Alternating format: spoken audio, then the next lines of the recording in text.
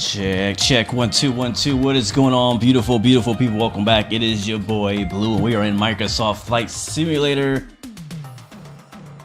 2024. It actually doesn't say 2024, but it's the same sim. We here back in the building. It's the night shift with your boy Blue. What's going on? Welcome aboard. We are flying the FSLabs A321. It's been a long time since I've flown this aircraft. We're gonna talk about it, right? We're gonna talk about the differences between this and the Phoenix. I actually have a whole video discussing that from like 6 months ago, but we'll recap that and kind of see how it stands today, because it's just now, as of I believe yesterday, been updated for Microsoft Flight Sim 2024. Yes, the FSLabs A321, the controversial FSLabs A321 has been updated for Microsoft Flight Sim 2024 and 2020 with some updates, with some sound updates, various things. I'm not going to go too deep into the change log, but you know, they're doing their techie, geeky stuff, which is good. We want a very high fidelity aircraft. So we're going to fly it, we're going to try it out and see what we think of it after all this time. Is that the intro music from Hotline Miami? I actually don't know, man. I picked, it's like a 90s song or something. It's actually 1980s song. It's pretty funny. I thought it was kind of wacky, but anyways, we're rocking with it today, man. For the intro, we're here in Southwest Florida. Shout out to Vertical Sim. This is not sponsored by him. I pay for this for my own money, but this is Southwest Florida Airport by Vertical Sim, and we're flying up to Charlotte today by FS Dream Team. So we'll be on VATSIM. We'll also be on Say Intentions, E-ATX. So all the voices that you hear in the background in our stream, for the most part, are going to be AI mostly, because we're using Say Intentions. Since, as I look at the map right now, there is currently no VATSIM ATC at our location, although there's a lot of ATC in other areas of the United States right now, including my hometown, which I feel like I can never time it right to fly out of my hometown and get ATC at the same time, but it's all good. One day our schedules will match up, but it's looking good because Charlotte, our destination, does currently have approach online, but will they be there in 2 hours when we land in Charlotte? Probably not. Not gonna bet on it, but it'd be nice if they are there. If not, we're gonna stick with this AI ATC by Say Intentions. But anyways, guys, hope you guys have been having a great week so far. I'm excited to go flying again today on Microsoft Flight Sim 24 here in the FSLabs 321. And how different is it versus the Phoenix, right? Like, how different does it feel? How's the quality? All that, man. What's up, Millen? Is that what it said? Millen QB or PB? Welcome to the stream, man. D Walker, welcome aboard, man. Good to see you. Says Spirit is the best. I wouldn't say they're the best, but you know, I think we need them in our industry. Fizzy Apps, welcome back to the stream, man. Good to see you as well, man. And Element, shout out to you, man. All right, let's get the aircraft started because we're already a little bit behind. I want to see if we can get this thing going in about 15 minutes.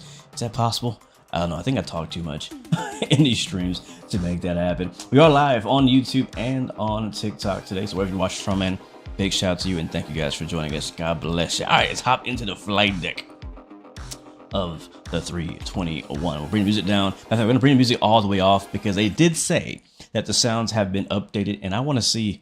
I just kind of want to, you know, this is my first flight with the plane since the update, since it came from 2020. For, you know, it's been like 6 months, 5 months, I think exactly. So let's see how it sounds. I'm gonna bump the sounds up. If you have headphones on, you'll definitely enjoy this.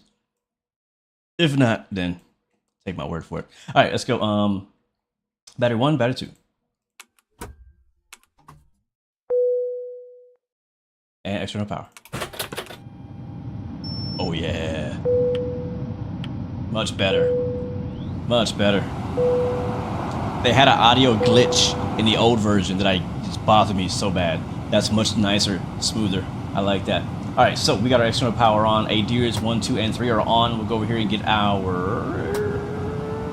We're in Airbus mode, Blue. Airbus mode. Cruise supply. Ground control. Bam. Fuel pumps will leave those off for now. Oh. Well, ladies and gentlemen, it just got spicy. Hope you can handle the heat, because we got some inops. One of the, like, the flagship or the biggest features that this aircraft pushes, or at least FSLabs pushes when this aircraft came out, was the thing called MELs, minimum equipment list, aka just failures for the most part. This aircraft does have manual failures turned on, and I was not planning to use any of those, but it seems that we have an in-op sticker from maintenance up here on the overhead on our probe heat and on our APU master. So, which means that we will not have an APU today. So I guess we're gonna have to do a ground start, not ground start, yeah, air start. So we'll take a look at the actual list and see what's up with that. We'll get our nav lights on though for the meantime. No smoking signs on.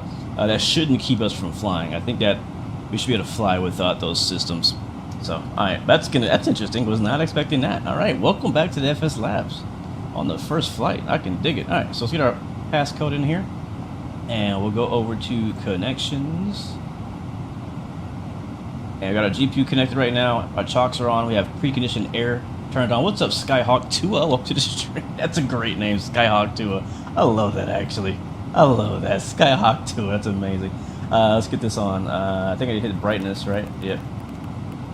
And we'll start here in the FMC because we gotta like input our flight plan, our payload, get everything pretty much going from here. So go to FM, no, AT2. We'll go to AOC menu. The Pro P seems like a no-go fault to you. Ooh, is it really? It might be. I hope not. We're going. That's a go for me. I don't need no Pro P. It's not icing out here in Florida or Charlotte, so we're good. Initialization. I'm the captain of this flight, and we're going today. We going. Init data request. Imagine we get like a random failure that's like terminal that you're not supposed to fly with at all. Like it's like, no, you can't fly. Like, I mean, come on, man. It's possible though. That's I think failures are set to anything can fail in this aircraft. So now, don't get me wrong, the Phoenix can do the same thing, right? So I'm not here saying, oh, only this happens in this plane, because that's not true. The Phoenix also has random failures you can turn on as well. I'll turn our PA and stuff on. I think it does have announcements and stuff turned on here. Integral lighting turned up. There we go. All right, we got our flight plan imported. So go there, back to. You can also actually, if you go to the next page, you can set like a bunch of extra stuff that I don't know how to use. That's the thing about the FSLabs is like a lot of the details that make this special and different than the Phoenix. Most regular simmers don't understand, like crew details. You can literally put in details for the captain, the co-pilot, all that stuff. But I'm not going to do that. All right, so initialization is done. OFP data. We can try to refuel from GSX. What time is it right now? Zulu. Actually, we're not flying real time. Actually, it is currently 21:43 UTC in game, and so what I say 21:43. It's trying to be off blocks in like 15, so 22 even. So let's go with 2200. We'll put this here. And then we'll see if this will let us. Yeah, it's working. Cool. So what happened is, refueling truck is on its way. There it is. So this aircraft is completely integrated with GSX, and what I mean by that is that like you don't really have to open up the GSX menu to get GSX stuff happening. Now you can access GSX manually from this screen right here. On the what screen is this? I think this is the connections tab. Go to services, and then once I click on services, that's the GSX menu we're used to seeing, and so you can manage it from here. But as you saw earlier, it's already calling the fuel truck without doing any of that. Can I leave that? Okay, cool. So, all right, it's gonna call the fuel truck. Let's go back to the AOC again, and next up we'll go to departure ATIS. We'll grab that, and then we'll go to the performance request. I don't know if I need that. Fuel truck is in position. Boarding, I think is what I want. Boarding. Please don't load aircraft until the fuel truck request arrives and asked to do it. And then, so we're gonna have 100% water, 100% on the catering. If I hit board now, aircraft will start boarding. I can also put a start time for boarding. So right now it's 21:45. Let's start boarding at 21:47. Hopefully that's enough time to get going. And then I'm gonna hit begin. We'll request catering, and you can go ahead and attach the tug ahead of time and request that. So that should mean that boarding will automatically start for us in 2 minutes. but I think that went through. Cool. So again, you don't have to do that. You could also just hit instant and it'll board instantly, right? But I'm trying to show you guys some of the differences between this and like what you're used to in the Phoenix. You know what I mean? Gotta touch the pitot tube to make sure this is nice and warm. I don't know if I want to do that. All right, so this page is done. Let's go back to AOC menu. We'll now go to. We're already fueling. We're boarding. That's it. That's all we need. So let's go back to our flight initialization page. Init request. This should work here. AOC active flight plan uplink. Okay. IRS initialization. It's already doing its thing.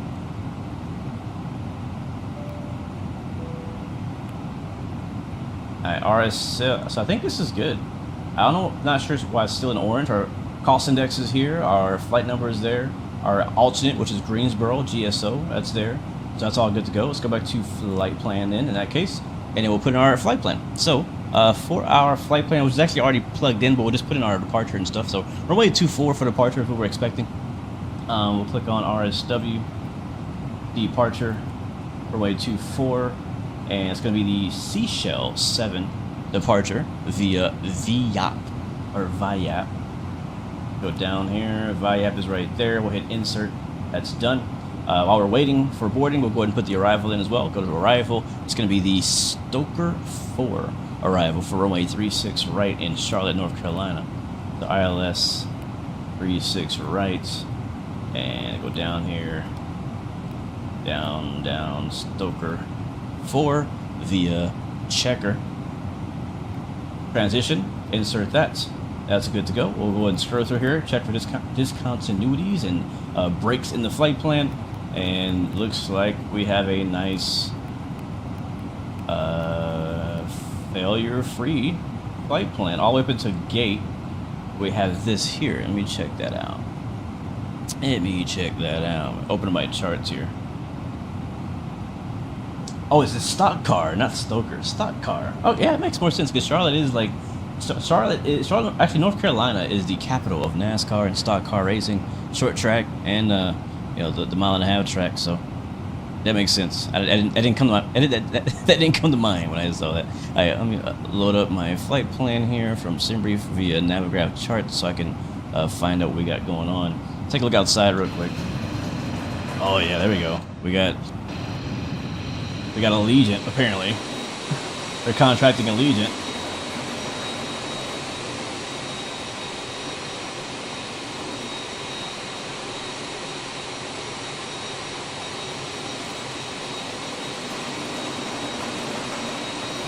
Oh yeah, I'm a big racing fan, man. I watch every NASCAR race, every single one. And I drove the Daytona once from Texas, so it was like 12, 13 hours one way. I'm trying to find out what my transition is for our approach. Stock car 4, I like that way better than Stoker. Stock car 4 via ILS 6 right, Hickam. We'll take that. Add to route. Alright. So the gate. I guess I didn't put that in here.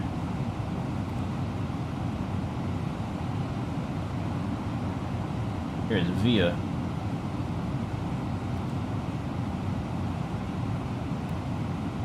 That's 36, right? Star.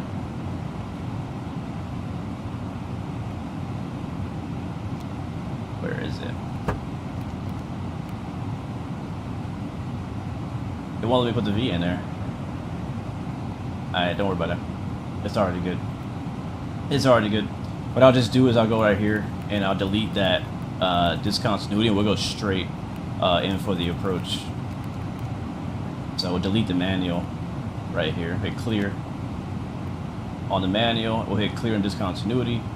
That'll give us a direct from gate to SICDU, and we'll hit insert. And that's good to go. Flight plan's done. All right, cool. Now the flight plan's done. We'll go over to the initialization page. We'll go to the next page, and we'll start getting our numbers. Once we get done fueling up and everything, we'll get our final numbers, and we'll take care of that. Yeah, sounds have definitely improved in this thing. I can actually feel things happening outside. unlock that door. Oh, that sounds cool.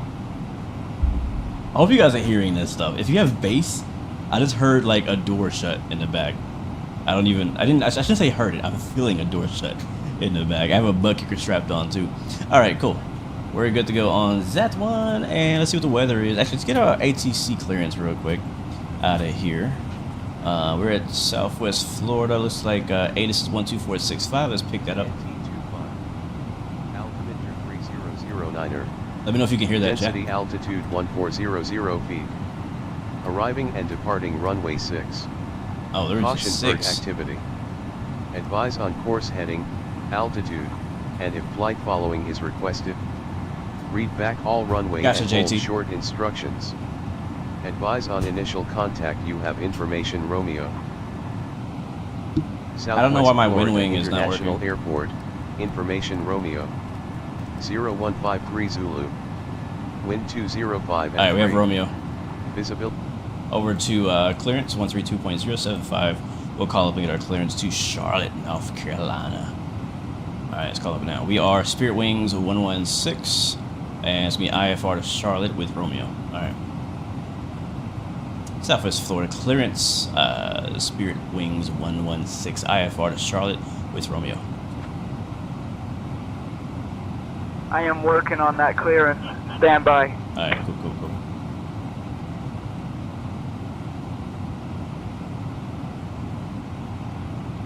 The fixes were working. It's just we couldn't get the transition for the approach. We got the transition Spirit for Wings the. 116. Hold on. Fort Myers clearance.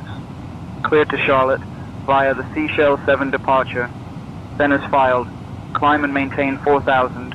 Expect flight level 350 10 minutes after departure. Departure on 124.125 squawk 2224. And your departure runway was changed to 6. Alright, departure runway change is 6. We're cleared to Charlotte via the Seychelles 7 departure. Then is filed. Climb, maintain 4000. Expect flight level 350 10 minutes after departure. Departure's on 124.125 squawk 2224. Spirit Wings 116. Delta 285, Fort Myers clearance. I'll have your clearance in just a second. Spirit Wings 116, read back correct. Ground will be on 121.9er. Alright. 121.9 is what it's going to be, so we'll go ahead and hop. Oh, actually, we'll hop over there for our pushback clearance, and we'll see what the progress is on these passengers. Because what time is it? We are basically ready to go. Let's go check on our A cars, though.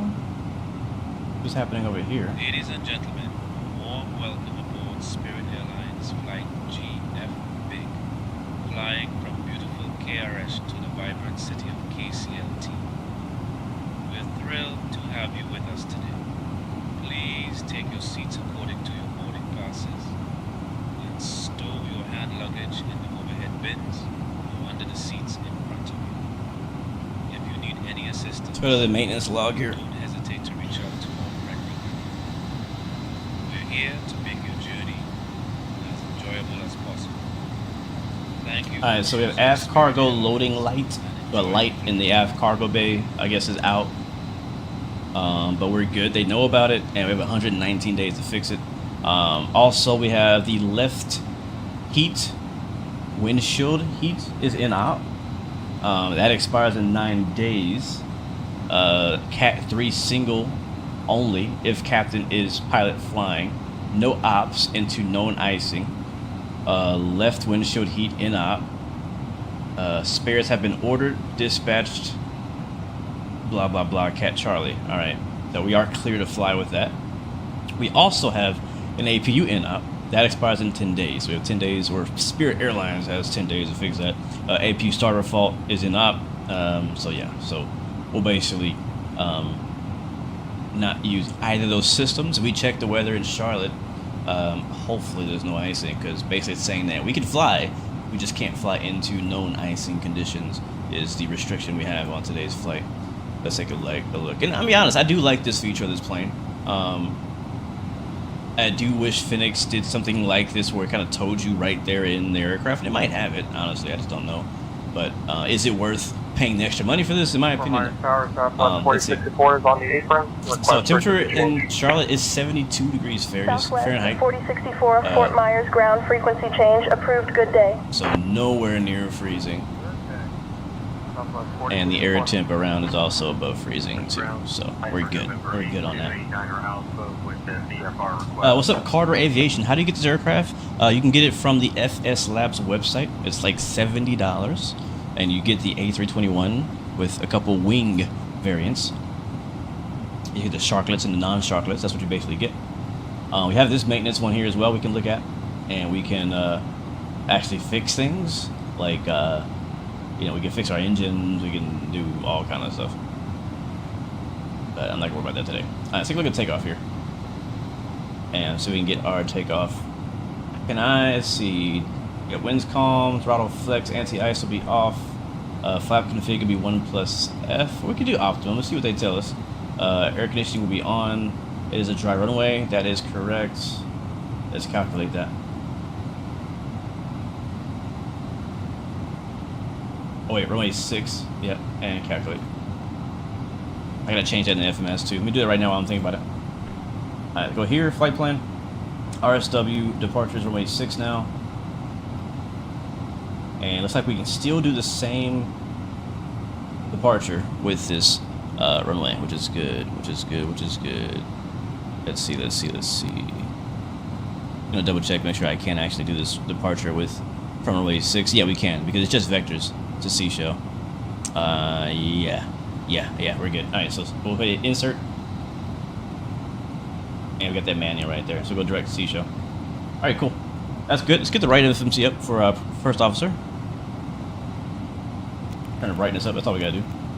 And we'll use this one to kind of monitor everything else. So go back to ATSU, ALC menu, boarding, request, and I mean that should be going right now.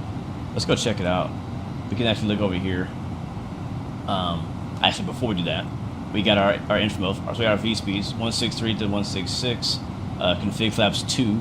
It's suggesting flaps 2, so I guess sure we'll use that. Flex 1057. And can I copy this to the FMC, or I have to actually do it? I have to do it. Yeah, I do. All right. That'll be on our. We can't get that. We don't have these numbers yet. We don't have those numbers yet.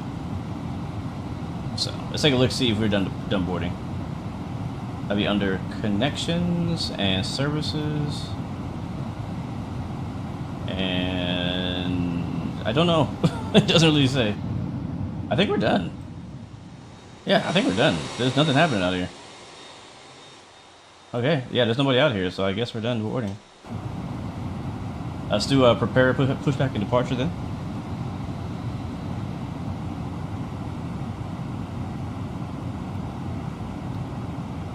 And block fuel 17.1, is that correct? Let's go ahead and confirm that. That is correct, 17.1 is what we want. So this is all good. So it did actually fuel us. I'm just making sure we got the fuel we need. So that's good. Captain, we are ready for pushback. Go to our first page now, and this is where we'll put our VSP. Oh no! Oh my god! The freaking ground crew disconnected the GPU. Oh, bro, they didn't know I needed an air start unit. Yo, plugged it back in. Oh crap! Oh, that doesn't like cause something else. Let's interrupt pushback. Departure checks completed.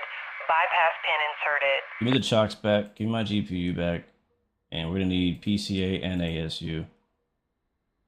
Oh my god.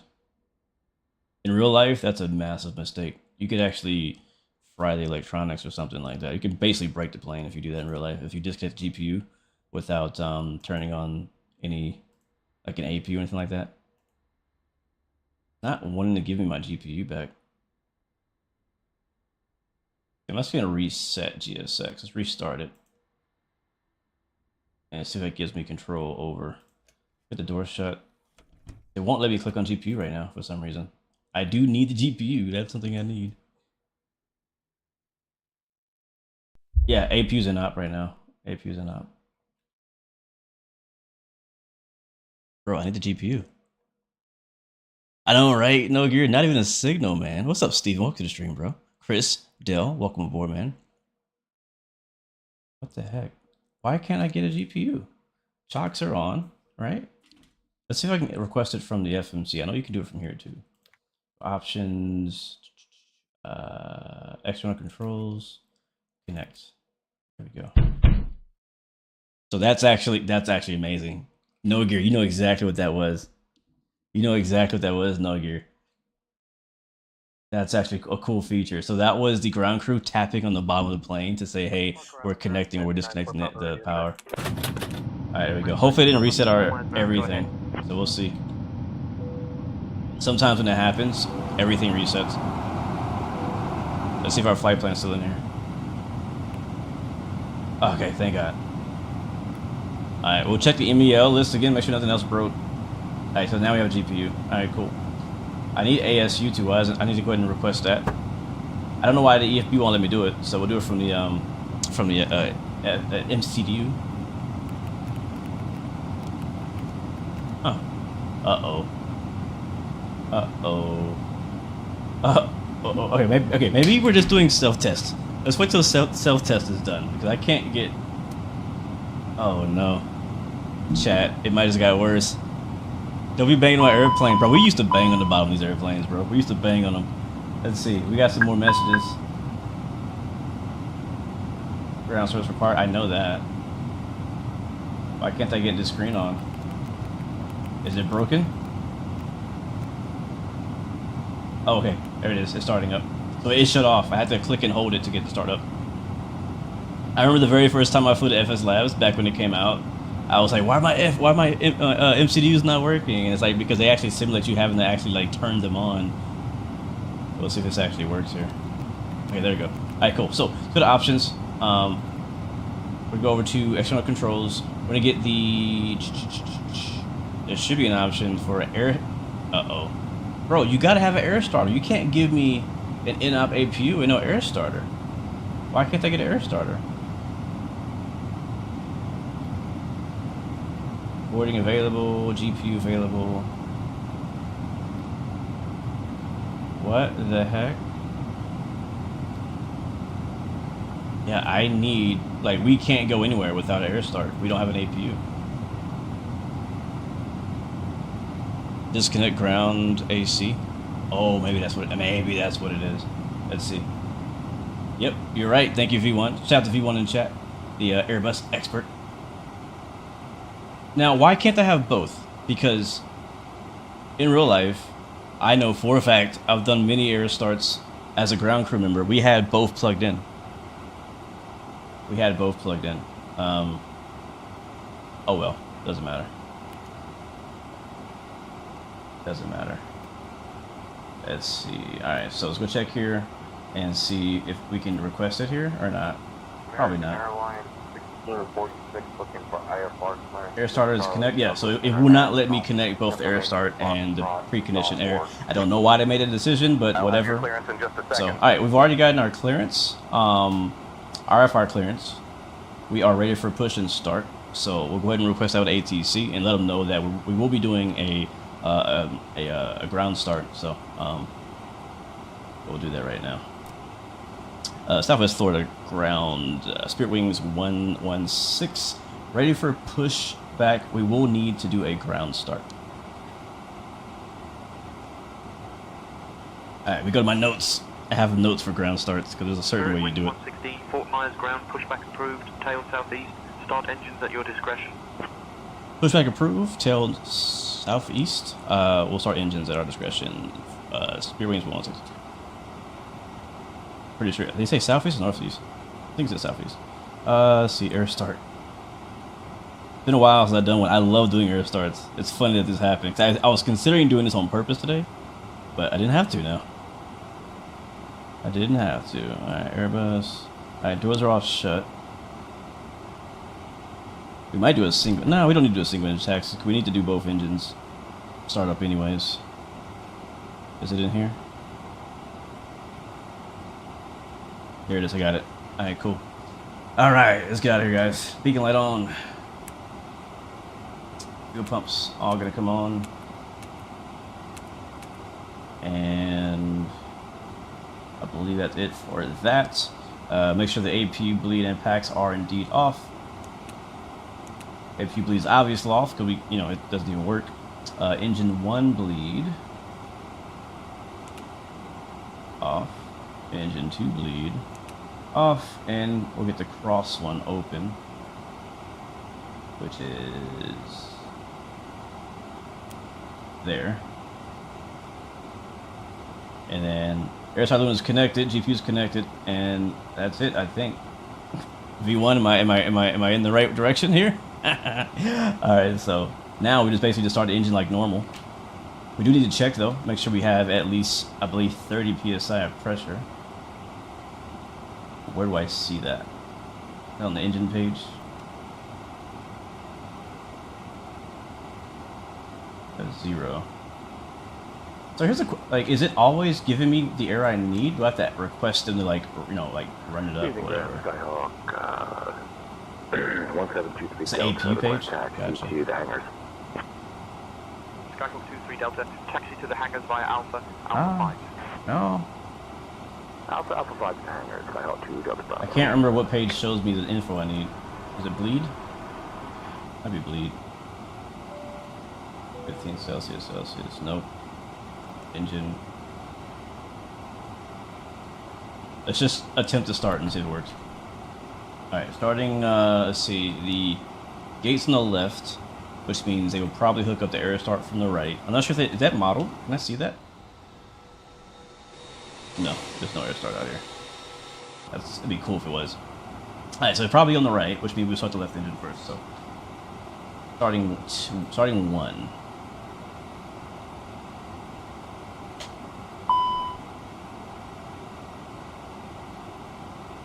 Oh, that says my lever's not idle. Hold on. Yeah, it is. Alright, starting 1. Come on.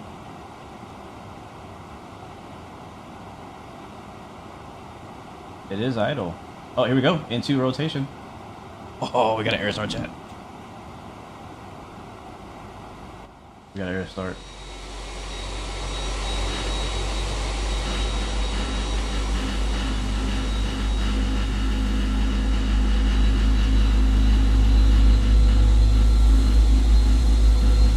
We got an air start, chat.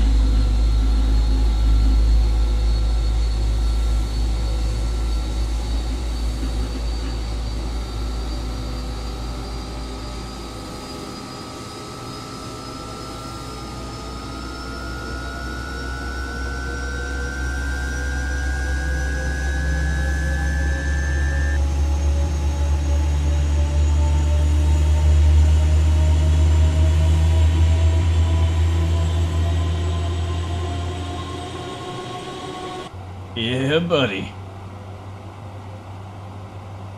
It does usually take longer to start on an air start, but that actually happened pretty fast, honestly.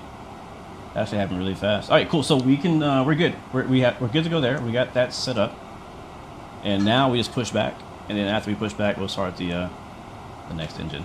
So let's go ahead and clear everything out. So turn off the air start unit. We'll see if this works. If I'm doing this in the right order. I believe usually, I'm trying to remember this. I haven't worked on the ramp in like 2 years. So I'm trying to remember the process. Contact tower on 128.75. Have a good I believe we would disconnect the GPU first? I don't think it actually matters.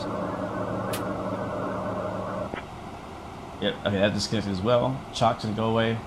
Go to services here. We need to stop the engines to request ground services. Are you serious, GSX? No, oh my god, are you serious right now?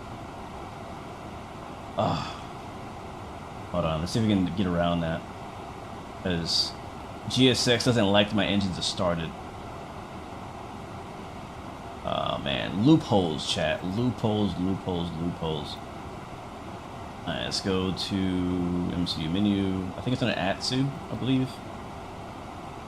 AOC. Departure. Pushback. There we go. Request service to initialize GSX. So it still wants me to ask GSX what's up.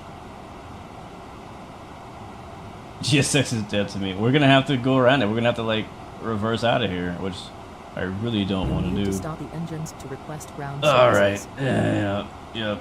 Is there like a default pushback I can use? Is that a thing anymore?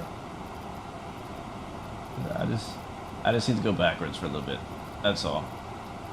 Alright, we're just gonna reverse it. Alright, GSX. You're no help for us today. Alright, brakes release. Full reverse on the left engine. This is not gonna go well. Let's see what happens. Come on.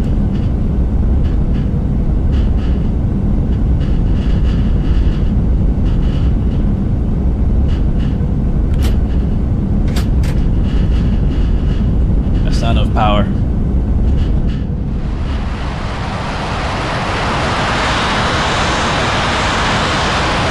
It's not enough power. Alright, we're starting the second engine then. We're starting the second engine. Alright, we'll do a cross bleed start now. So, engine bleed is going to come back on. The running engine, so that's engine 1. That's going to come on. We'll also do cross feed open, which it is. Nice. And then we'll just, oh snap. It started going forward. With the brakes. Sorry, chat. Sorry about that. Victor Heavy, contact tower on 128. And then we'll just start the engine. Take care. Let's see if she starts. 12875 for 5. Let's see if she likes. Heavy, have a great day. Fort Myers ground, November 905, Papa Victor Heavy, information whiskey requesting push and start. 5 Papa Victor Heavy, push and start approved, tail northeast. Let's see if she lights. There it is. She's lighting up. Yeah, we could have slewed. I really tried to slew. I really tried not to slew. What's up, James? Welcome to the stream, man. Good to see you guys. Welcome aboard. If you're just joining us, we are trying to work through a APU failure. And GSX doesn't apparently like us starting engines on the RAM. So yeah. Is this the base 321 or the 321 XLR? Whatever one is available right now. I don't think it's the XLR. I don't think it's that one. Alright, I don't have my camera view set up yet for the rear. So we'll set them up later, but I don't have a wing view for you guys right now. I hear the cabin talking. Hold on.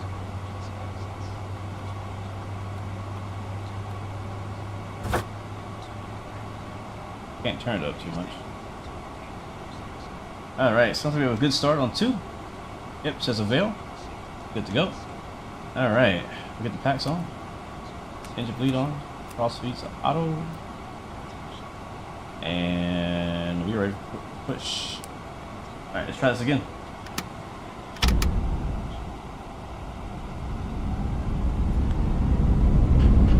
There we go.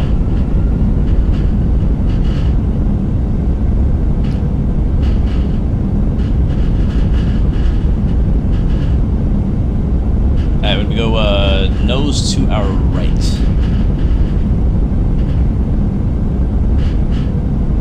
Yes, sir, handsome. We are all live currently right now on YouTube and on TikTok.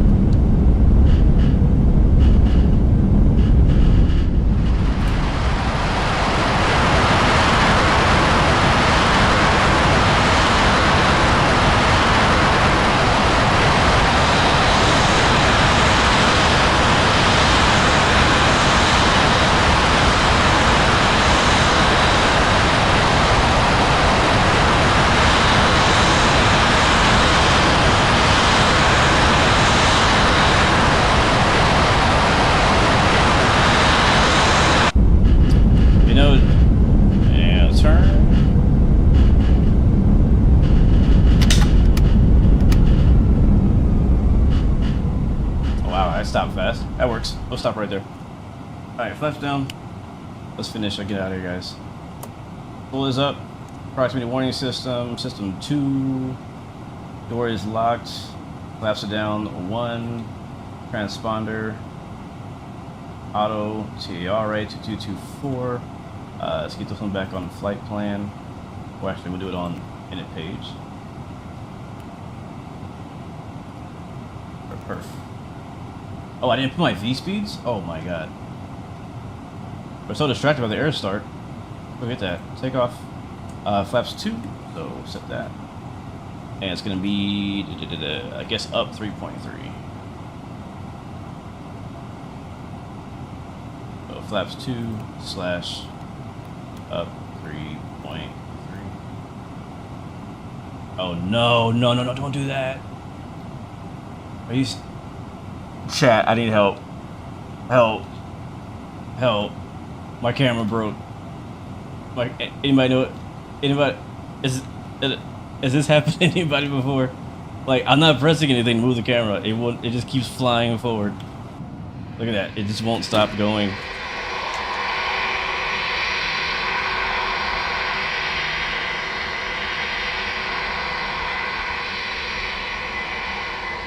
What the heck?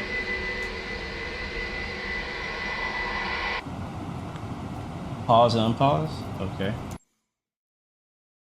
Yep, it's still doing it. Yeah, Blue, just move your camera like how you set your camera views, and it'll eventually fix. Move like I set my camera view. Okay. Let's try that. Oh, wait. Oh, didn't fix it. What was that about?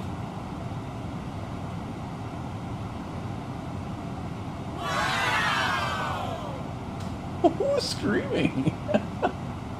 Oh, I think I know what. That's TikTok. Hold on. Oh, oh no. Did I fix it? I think it fixed. I think it's fixed. Okay, I don't know how I fixed it, but it's fixed. It's fixed, chat. It's fixed, chat. All right, let's get out of here before anything else goes wrong. This plane is broken. Virtually, it's broken. V speeds 636666. I'm like scared to press anything. 163 166 166. We'll do flex today. 57 57. All right, bet. All right, let's go. We're good. That was scary. That happened to me in testing earlier today, and I didn't know how to fix it, and I had to restart the sim.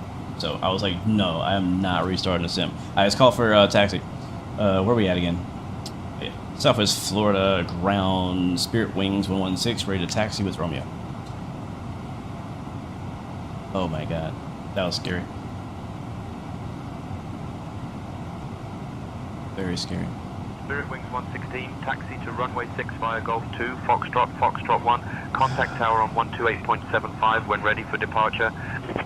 Alright, taxi runway 6 via Golf 2, Foxtrot 1, and we'll contact tower on ready for departure. Spirit Wings 116. Alright, 128.75 is going to be tower, and Golf. Spirit Wings 116, read that correct. Contact tower on 128.75 when ready for departure. Alright, that's easy taxi. Brakes release. Let's go. Oh, can I get a... Okay, let's get a little fancy with it. Just a little fancy. We're doing a little drive-by when we get on Foxtrot. I want to see this thing taxi by us. Alright, auto brakes max. Flaps are down 2. Hotel, Golf 2, and Foxtrot, we will... Foxtrot 1, of course, TriKR is not working now. Frontier flight 449. Go flight control check. Alright, this right here is Golf. We'll go around. Alright, to the right, full right. Center. Man, that's slow. Pull left. Center. And the ailerons are really slow. Elevator up. That might be a problem, chat. Rudder pedals. Alright, ailerons are really slow.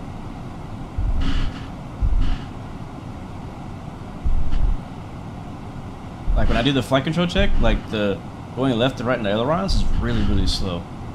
Like really sluggish. I wonder if there's something else wrong with the plane. Alright, I'm gonna do a drive-by here so we can appreciate the aircraft in 2024 for the first time. Go ahead with your request. Oh, it's pretty slow in real life? Okay, cool.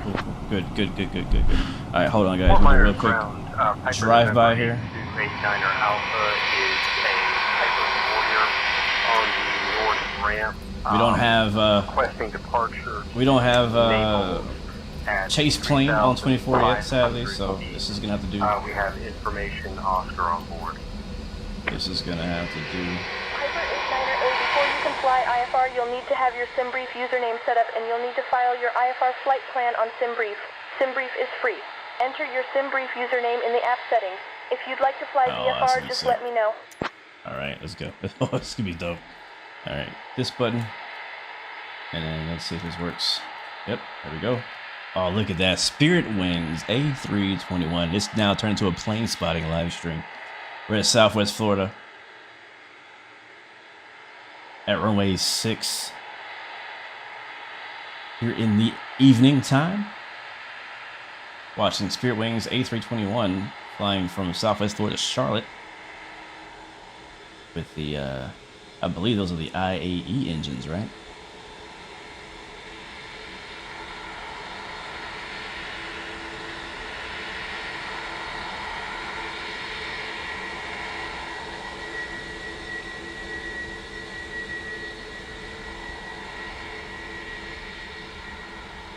Hey, you gotta give him credit. It looks good. You gotta give him credit on that. It looks really good. Really good, man. It sounds good too. I feel like the sound fades out a little too early because, like, even from this distance, I think you would still hear the aircraft. All aircraft, information Sierra is now current. Altimeter 3010. Look at that. Oof. Look at that. Look at that. Can we do it again? Can we do it again? One more time for the coach? Or are we all on the road? We all over the road. That's okay. It's gonna be worth it. It's gonna be worth it. It's gonna be worth it. I promise it's gonna be worth it. Alright, switch back. Come on, let me control the plane. Run the lawnmower. Spirit Airlines now has lawnmowers. Yep. Yep, RSW.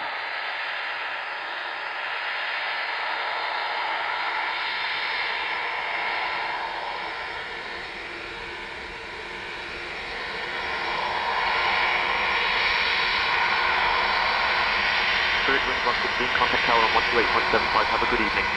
Over the tower, Spirit Wings 116. 1 miles ground, Piper November 8289er Alpha with VFR request.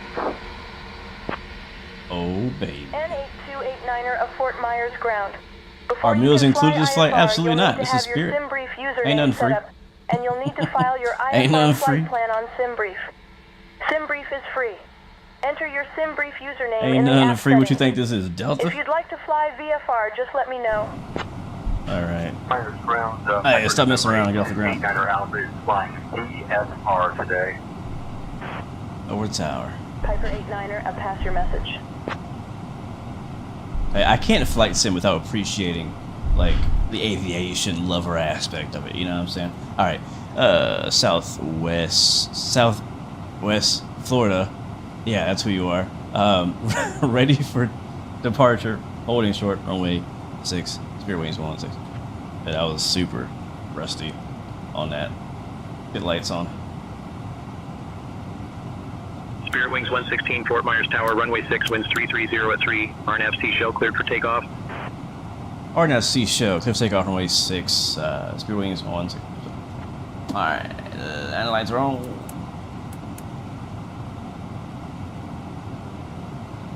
Alright, we're good. Let's go.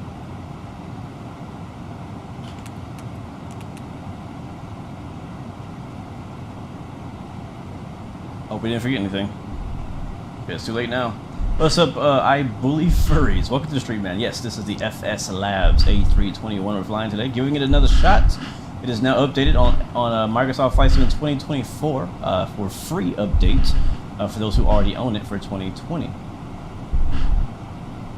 Alright, guys, we're lining up runway 6 here in Southwest Florida, Fort Myers by Vertical Sim. Newly released scenery. Headed to Charlotte today. And that sound you hear in the background is my butt kicker kicking as the wheels are shaking the ground. Alright, let's go. And we'll do flex for takeoff today.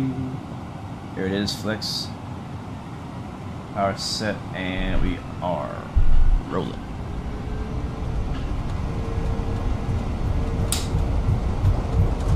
Airspeed's live.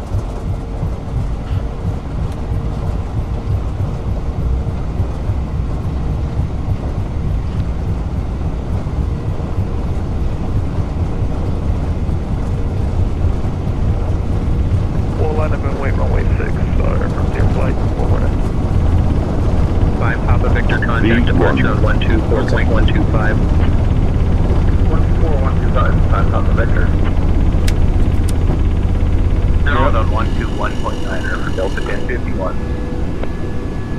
Delta 1051 Heavy, welcome to Fort Myers, contact ground on 121.9er.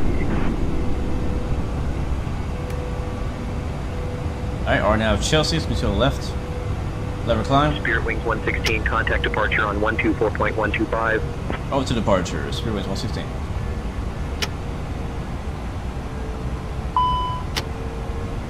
Clear for takeoff on the way. Negative, their squawk code is 2224. Verify and confirm. There we go.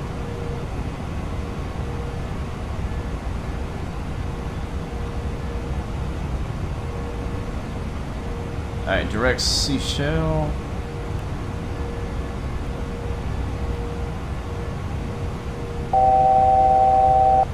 Autopilot on. And switch to departure. I think he says 124.125.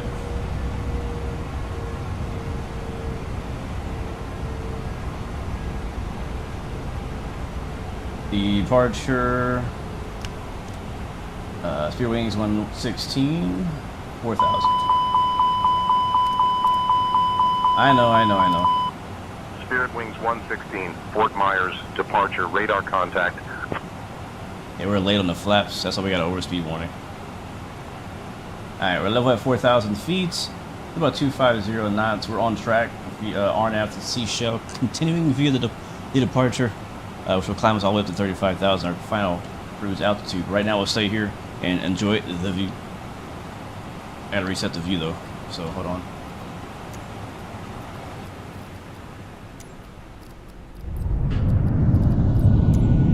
Spirit Wings 116, Fort Myers departure, climb and maintain flight level 220. Climb, maintain flight level 220, Spirit Wings 116.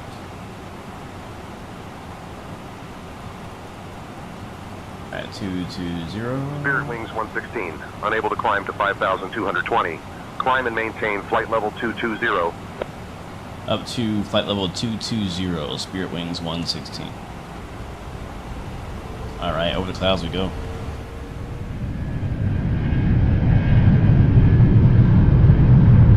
American 2035, contact Miami Center on 134.75. Over to Miami Center on 134.75. I like the sounds. I like the engine sounds. It's more airy than the Phoenix. The Phoenix kind of has, I feel like more, the Phoenix has more like raw engine sounds, like minus the blowing sound.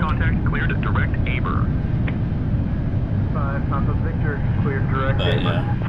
Again, I have a whole video that I made about 5 months ago when this first came out, comparing this side by side with the Phoenix. So if you kind of want to see a side by side comparison with the Phoenix versus the FSLabs, check out that video. It's still pretty accurate. They have updated sounds now to make them cleaner. So FSLabs has improved since that video, but so has Phoenix too. But yeah, I've honestly never had a major complaint with the sounds. There were just some kind of like some bugs here and there where sounds weren't complete, they cut out early and things like that, but the actual sounds they're using were good. It's just like the implementation of the sounds wasn't like completely bug free. That's basically, just make sure we're not going to stall here. That's a pretty high alpha right there.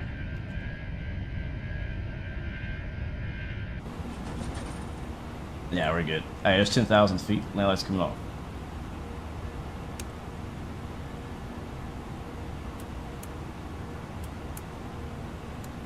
Good. Alright, beautiful. That is all. Flight attendants are now released to take care of the passengers. We get our constraints on. Alright, we're clear to 22,000 feet. We're on departure. We'll check back in at 18,000. We go standard. But other than that, it's working. It's working. It's working. Alright, I want to say sorry, chat. I've not been able to answer a lot of your questions. Spirit Wings 116. Hold on. Climb and maintain flight level 290. Up to 290, Spirit Wings 116. That's why. I've been busy. I haven't been responding to chat because I've been busy. What do you say? Crap, I already forgot. 290. Alright, we're going to continue climbing 290. It's going to get less busy as we climb up, so I can actually pay more attention to chat and things people are asking. JT's asking, what is the ECAM message? It's basically just saying we have anti-ice failure on the left windshield. And we already know about that. We had an MEL before the flight started where our left windshield heat is not working. And we actually have an in-op sticker here on the Pro V. So we can't use it, and we're not allowed to fly into icing conditions today. So we're good. Clear it? How do I clear it? I didn't know I could clear it. How do I clear it? Is there a button for that? Fort Myers approach, Comanche. I don't know how to clear it. 459 Foxtrot is at 3,000, climb to 3,500. Push clear button on the ECAM pad. Oh, down here. Comanche 4593 Foxtrot, Fort Myers approach. Oh, sweet. Thanks, man. 3006. Appreciate that. Alright, we'll get that. Spirit Wings 116, contact Miami Center on 133.275.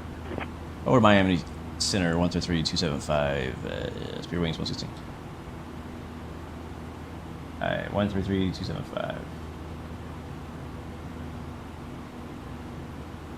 By the way, guys, we are using AIATC today, so that's who you're hearing on the radio. And they do a really good job on departure.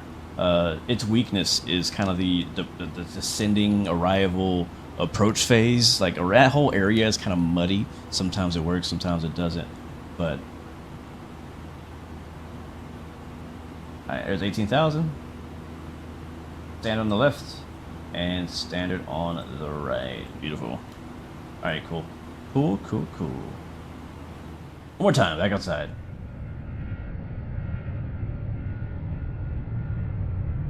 Did you know if you have no hydraulics and your plane is stalling, right? Is stalling. It decreases engine 1 and increases engine 2. Then the plane will go level again. Oh, cool. Where did you work on the ramp? You've probably worked your flight. I worked actually in Houston. IAH is where I worked the ramp.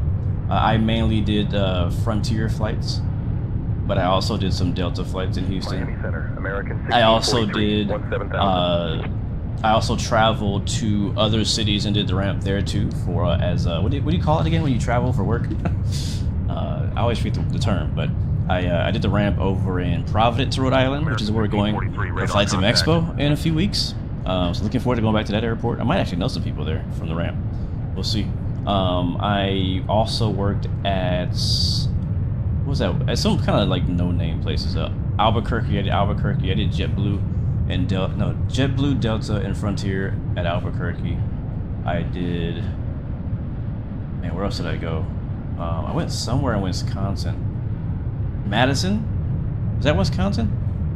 I can't remember. I did Madison. I did Frontier and Delta there. Yeah, I did that for about a year. I loved it, man. Absolutely loved it. Absolutely loved it. 315 Cannon says, will there be a group flight on Sunday? Sadly, I do not stream on Sunday. I don't stream on the weekend either. Can we, Trapping Sosa TV says, come a long way from Infinite Flight. Yes, sir. Yes, sir. Heading for the RC3 approach, 84 Juliet. No, not temporary assignment. TDY. That's what it's called. TDY. It's a term that only people who work at the airport even know. But yeah, it's called TDY. I don't know what it stands for. My manager didn't know what it stands for either, but it just basically means that they're going to send you to another airport away from your home airport to work for a temporary amount of time.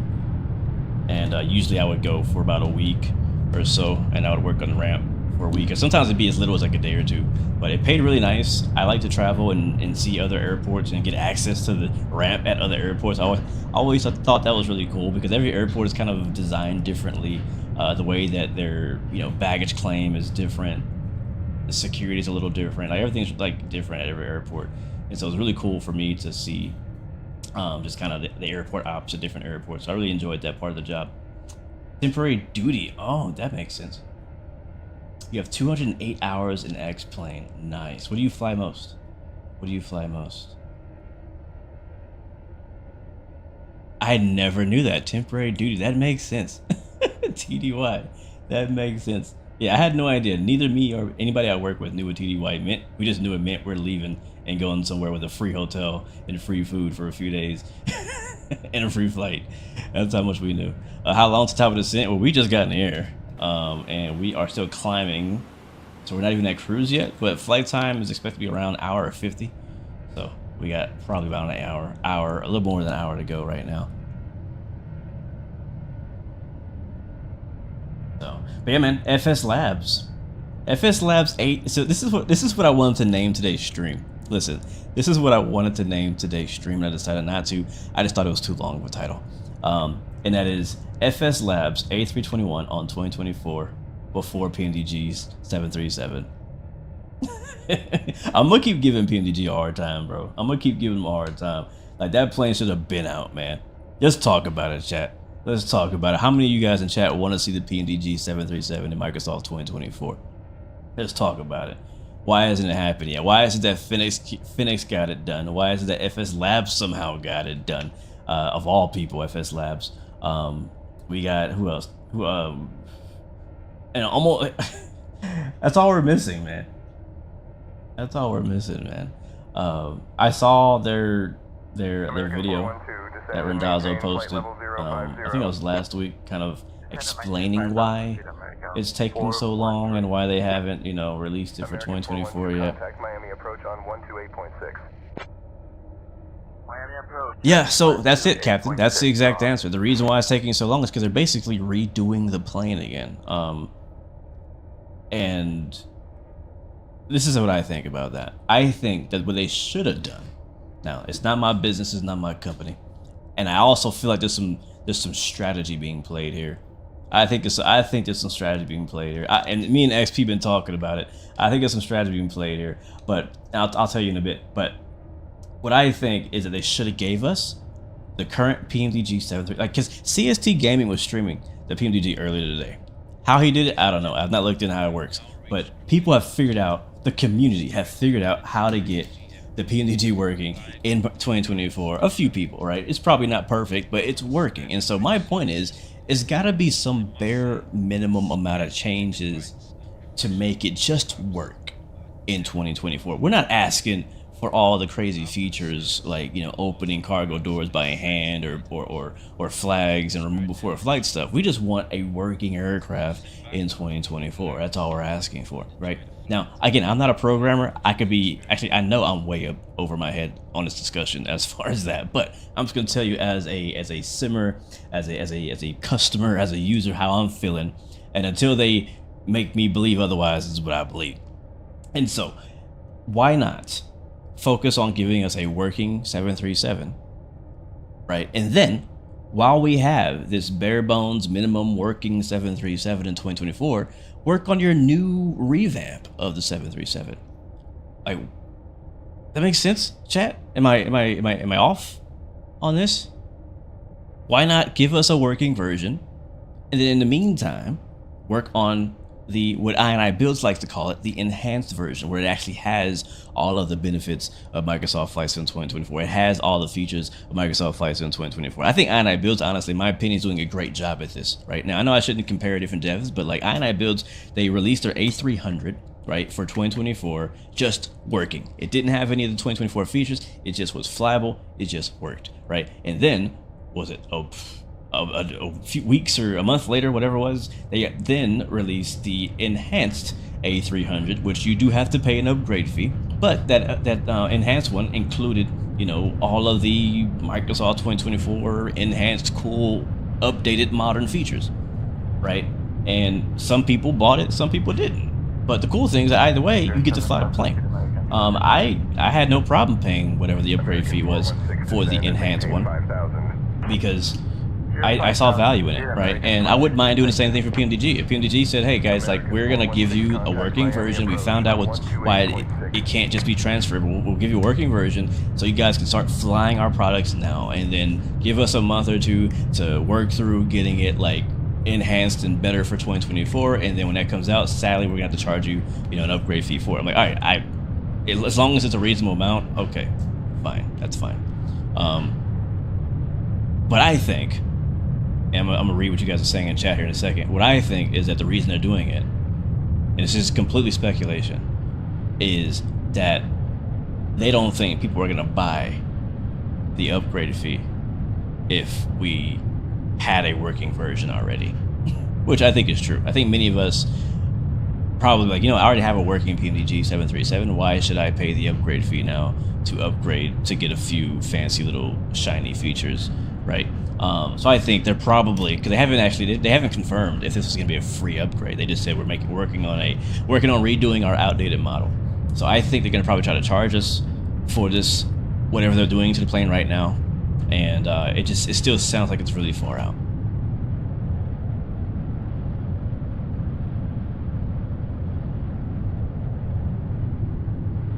Looking through chat now. Exactly, Oscar. Just give us something, right? I know we got the 777s, and yes, I am happy about that. I'm happy we're getting our 777s, so that's cool. That's cool. But the 777 is a, should I say, a particular use plane. Like, we're not just out here flying 777s everywhere. Some people are, but most of us are flying 73s and A320s because those are the most used aircraft on domestic routes, and most of us are flying domestic routes because those are only 2, 3, 4 hours long rather than doing a 6, 8, 9, 12 long haul in a 777, you know. So yeah, that's what I think. Just give us a compatible legacy version. Yes, exactly. And then take your time building a new one. That's exactly what I believe. And I feel like we wouldn't be pressuring them as much either should they have given us a compatible version. Like, hey, give us a legacy version, and then you have all the time you want to work on the enhanced version. Like, I could care less when you release that. Captain Simp says, PNG is about reputation. They don't want to have to keep the current working model good enough for customers while overhauling. I guess. PNG is also about money first for more $200 for the triples. Yeah, I think it's about money as well. Again, I think this is my personal opinion. This is not fact. I think that they're holding off. I think that I think they're completely capable of giving us a legacy working 737 in 2024, like within a week or so. But they're holding that back because they want to redo the plane. Now, if you look at the 737 in 2020, or even take the model and put it in 2024, and you compare it to like the FSLabs, the Phoenix, any of the 2024 aircraft like INI builds, you can actually see that yes, it is actually a pretty outdated model. You can tell that this aircraft most likely was ported over from P3D, and a lot of people believe that before, that the PMDG was just a port from P3D remade under the Microsoft ecosystem. Because if you look really closely, like let's look at our FSLabs real quick. I mean, again, we'll appreciate this plane. This plane is really well done. If I get up and close, look how good. Like, look how good just the details are from up close on this aircraft. You can read all the text, the rivets and smudges and stuff like that are all very high resolution. Like, it just looks good. It looks so good. And if you get this close to the PMDG under the wing or the engine, it's pretty yeah, not, you know, it's, I know you love the plane, and I do love the plane. Don't get me wrong, but it's kind of dated. It is. And you really only notice it when you look really up close to the details. It's kind of dated in the way it's been made. And I think that's what they're probably trying to do. Because if you look at the 777, for example, the 777 on 2024, they've made those changes already. They've already made those improvements. It does look much better. The texture work up close, the level of detail when you're really close to the engines and up close to the wings and the fuselage look really good. And I think they want to redo all that stuff. That's what I think. So, but yeah. at the end of the day, I just want a working compatible version like now because I'm ready. I was talking to somebody before the stream, and I am team Microsoft Flight Sim 2024 right now. Like, I'm trying to make Microsoft 2020 kick rocks. That's where I'm at right now. That's how I'm feeling. I'm trying to make 2020 kick rocks. I'm trying to delete that thing. I really am. I'm enjoying Microsoft 2024, and I'm enjoying X-Plane 12, and I don't want a third sim on my PC if I don't have to. And I am literally only one Boeing away from deleting 2020. If I can get PNVG 737 or the iFly Max 737, 2020 is getting deleted. Like, as like on site, same day. It's happening. Oh man, No Gear says plot twist. They are trying to figure out if they can legally have the upgrade to be subscription based. Oh no, please don't. Oh my god, that would break Flight Sim. Magnum P says Black Square Starship will be here end of July. So awesome. I'm gonna be honest with you, I'm really not that interested in the Starship. I might change my mind. Like, if I don't think this is gonna happen, but if they like sent it to me like as like a review copy to try for free, I'm always open-minded, right, to try things for free if it's given to me. But to be honest with you, like looking at it from the outside in, I would not buy it, because it's just, for one, visually the exterior is just the plane itself is not interesting to me. I'm just not interested in that plane. But I could be persuaded. Like the Piaggio is a great example by Flight Effects. I honestly probably would have never bought that plane if it had not been given to me. But since it was given to me, I was open-minded to try it, and after I tried it, I absolutely loved it.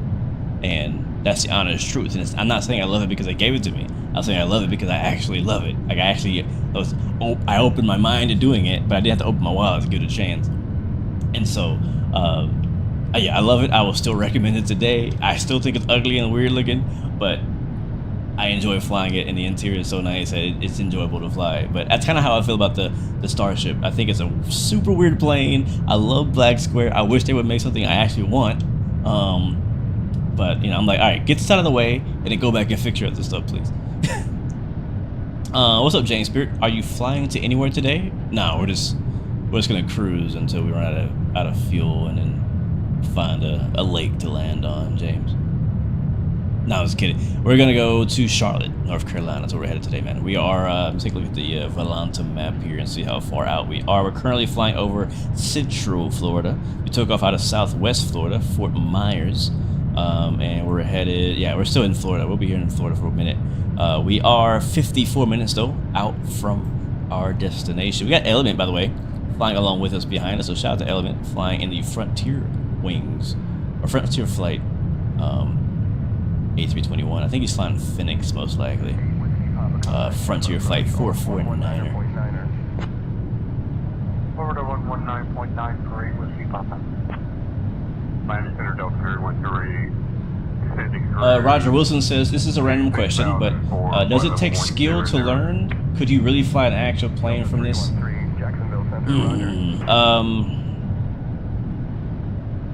Does it take skill? What I'm doing right now, no. What I'm doing right now is I'm operating the autopilot. The plane's basically flying itself. What takes skill is learning how to land the plane, learning how to take off with the plane, learning how to you know, maneuver the plane. All that stuff is what takes actual skill. And yes, it does kind of take skill in the sim, and it's something that you can get rusty at. It's something that you can practice and get better at. So yes, it is a skill thing. Now, can I fly a real plane because I know how to do this? The systems, I think I could handle that. But the flying part, I don't know, because I've never flown a real plane, and a real plane will fly different than the sim. No matter how realistic the simulator is, it will never be exactly like the real thing, and so I'd have to fly the real plane in real life to understand how the plane feels, how to land it. I could probably try to land it. I think I personally think if I were in this scenario, I really do believe this with all my heart. I believe this. If I were in the scenario where I had to fly a real airliner, I think I could land it. I think I know enough. As long as I have 2 healthy engines and working landing gear, I think I can land it. Now, we might have to call maintenance after everything's over because some things might be broken after we land. But I think I could get us on the ground and not die. So, which I think is good. I think the passengers be happy that they don't die, thanks to me. Oscar says the scuffs in the cockpit in the 777-2 are the same in 24 and P3D. Wow, yeah. So I mean, yeah, I agree with that, Oscar. But also, in all reality, I mean, do they have to redo textures? I mean, they have the same probably reference material, stuff like that from P3D. So it should translate over to Microsoft Flight Sim. It's just like you have to kind of remake it, I guess. I don't know. I don't know. I don't know what that transition is like. JJ Stevens, welcome to the chat, man. After seeing CST flying in 2024 on VATSIM, I believe even more than need to give us a legacy version. Exactly, JJ. Exactly. What's up, Ben? Welcome to the stream, man. Is it possible to see the cabin? Great question. I'm glad you asked. Hold on, let me see the rest of these chats real quick. You just landed in Phoenix, just got here to see the best of the best. Where are you headed? We are headed to Charlotte today, man. We took off out of Fort Myers. We're headed to Charlotte. We are 50 minutes out from our destination. I may have to leave the stream after a while since I have to go my DIY hang glider. Oh, that's cool. That's pretty cool, man. Well, have fun with that. That sounds dope. All right, so can we do the cabin? I don't know. Let's see. I've not tried. So before we do this, one of my big griefs with this plane was the cabin. So let's see if they changed it or fixed it. I don't think they did. I think that if they had changed the cabin, they probably would have made a big deal about it in the change logs. Let's go take a look. Okay, I need to just slower the camera down. But, so this is the cabin. No, here's the thing.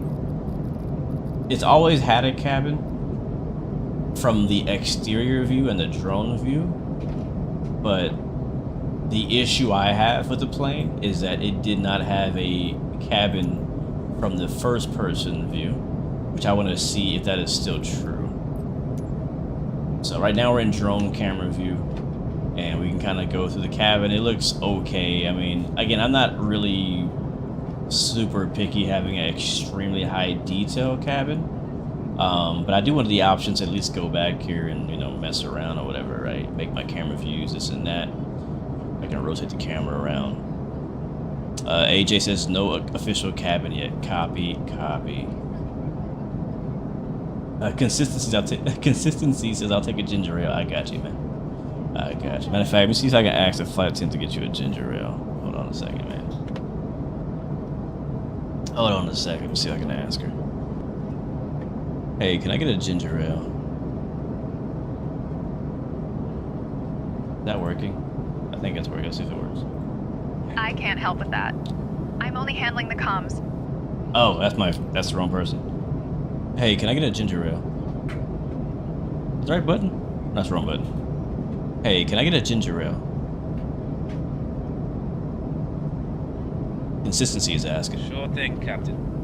I'll get that ginger ale for you right away. Is he African? Sure thing, Captain. Get that ginger ale right away. Tyrone speaking. We're currently cruising at 35,000 feet, and I just wanted to remind you to sit back. I can barely hear him. Relax and enjoy the flight. If you need anything, just let us know. Alright, he's gonna get that ginger ale for you, man. So our lead flight attendant today, his name is Tyrone. I don't know where he's from, but our flight attendant. Flight level 370, Delta 250. What's up, Delta Mike? 250, contact Miami Center on 126.525. Close to 126.525 today. Yeah, it looks good. Delta Looks really 250, climb and maintain flight level 330. Cabins become a necessity when doing long flights in VR. Yeah, any long flight is a necessity. Let's see if we can get back there. Hold on. Nope. So for whatever reason, my track IR doesn't like me. So did they ever clear me to 35? Let me ask for 35. Can I get a climb up to flight level 350? Spirit Wing 116, Miami Center, good evening. Oh, did I never check in? Maybe I didn't check in. I probably didn't check in, which is why they didn't tell me to do anything. That's probably what it was. Yeah, that sounds about right. Alright, we're gonna do the camera trick here. I think it's, how do I do it again? Pilots, I go over here. And go to, is it pilot? Instrument? Nope. Spirit Wings 116, Miami Center, climb and maintain flight level 350. Climb and maintain flight level 350, Spirit Wings 116. First officer. Oh, it didn't work. Dang it.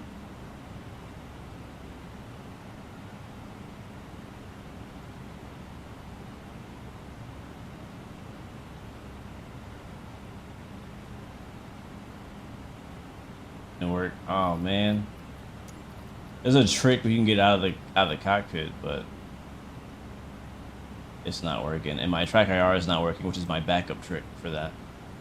We do have quick views, which work, but I don't like quick views. Spirit Wings 116, contact Jacksonville Center on 135.45. Over to Jacksonville Center, 13545. Spirit Wings 116. Alright, I can worry about it. Not gonna worry about it. 13545.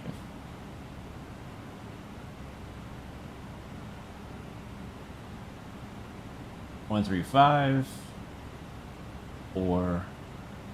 What's up, Cube Tricks? Welcome to the stream, man. We are on PC. I have a RTX 4090, 64 gigs of RAM, Intel i9 13900K. Jacksonville Center, United 510, flight level 330, climbing to 340. United 510, radar contact. Jacksonville Center, Spirit Wings 116, flight level 290 for 350. What's up, Tori? Welcome to the stream. Good to see you. Welcome aboard. Welcome Spirit aboard. Wings 116, Jacksonville Center, good evening. Beautiful. That's a nice check-in. Alright, we're on our way. I didn't realize we weren't climbing. Wasn't paying attention. My bad. But yeah, we're still cruising over Florida. Let me see where we at now. Actually, yeah, we're about to fly right over top of Jacksonville, Florida right now. On our way to Charlotte.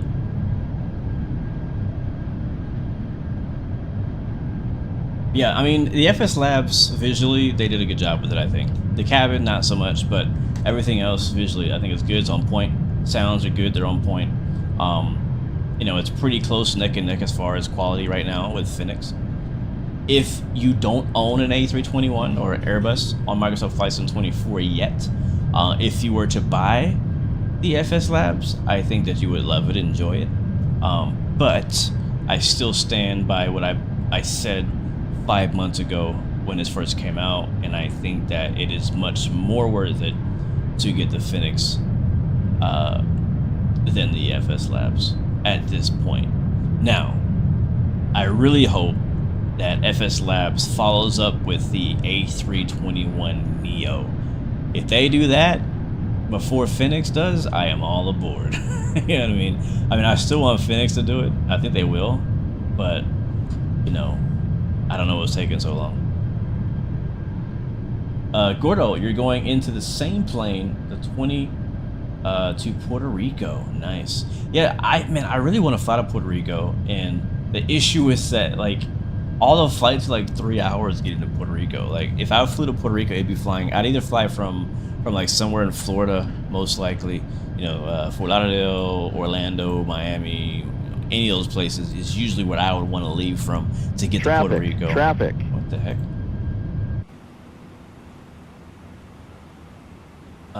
1400 above us? Where is that? Adjust vertical speed. Adjust. The plane is most likely going to do it on its own, which is what it's doing. TCAS reduced range. Yeah, we're adjust he's on vertical speed. Descend. Adjust. Descend. I don't see him. I don't see him. Clear of conflict. A legitimate businessman. How hard is it to get into this? It is a learning curve. I'm not gonna lie to you. it is a learning curve. But if you pace yourself and, you know, maybe you pick one single aircraft, you can pick it up fairly quickly, I think. I know one guy, Cass, he may or may not be watching right now, but he came from basically 0 to hero in weeks, I want to say. It felt like, at least. It might take longer. I know he's still learning, and he has some really good help in Discord to get him through it. But yeah, I mean, you can get into it fairly quick, and by quick I mean like weeks. But there is a lot to learn, especially if you've never flown a plane before. If you're a real pilot, the curve is much smaller because you kind of already understand how everything works. All right, so we're cruising really slow. Why is that? Let's speed up. This is a 7.3 for some reason. 2.81. Use all the fuel. But yeah, if you're already a pilot, then it'll be pretty quick for you. If you've never flown a plane, you don't know anything about aviation, it's gonna take you a little longer. It also depends on what you want to do. Like what's your style of flight sim? Do you want to be ultra realistic, semi-realistic? You just want to kind of casually fly planes around? If you just want to casually fly planes around, you can pick it up and go in like, you know, minutes. You can fly with an Xbox controller, which is not what I'm doing today, but I'm using my drone camera for this. But you can fly around with an Xbox controller and, you know, have a little fun. But if you want to fly realistic, legit like routes, using GPS, autopilot, you know, instrument approaches, things like that, you got to learn kind of the procedural side of all that, which takes some time because it's, you know, learn to fly from scratch.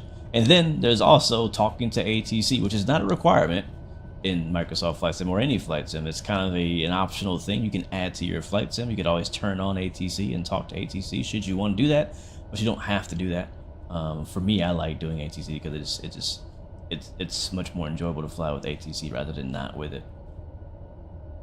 Plane Guy 456 says he recommends learning the fundamentals with the Cessnas. I do agree, but I also understand that a lot of people, when they get into flight sim, is they want to like fast track into like a 747 or an airliner, and I understand that. Yes, I recommend, if you have the patience, to start with the Cessnas or some of the smaller propeller driven planes and then work your way up. But I think most people just dive in. They just dive in head first and like, I'm gonna go fly 747, and you want to fly that and you're like, I don't know what any of these buttons do, right? And so you could do that. It's just gonna be much steeper learning curve for you starting from the top than starting from the bottom, if that makes sense. You dig?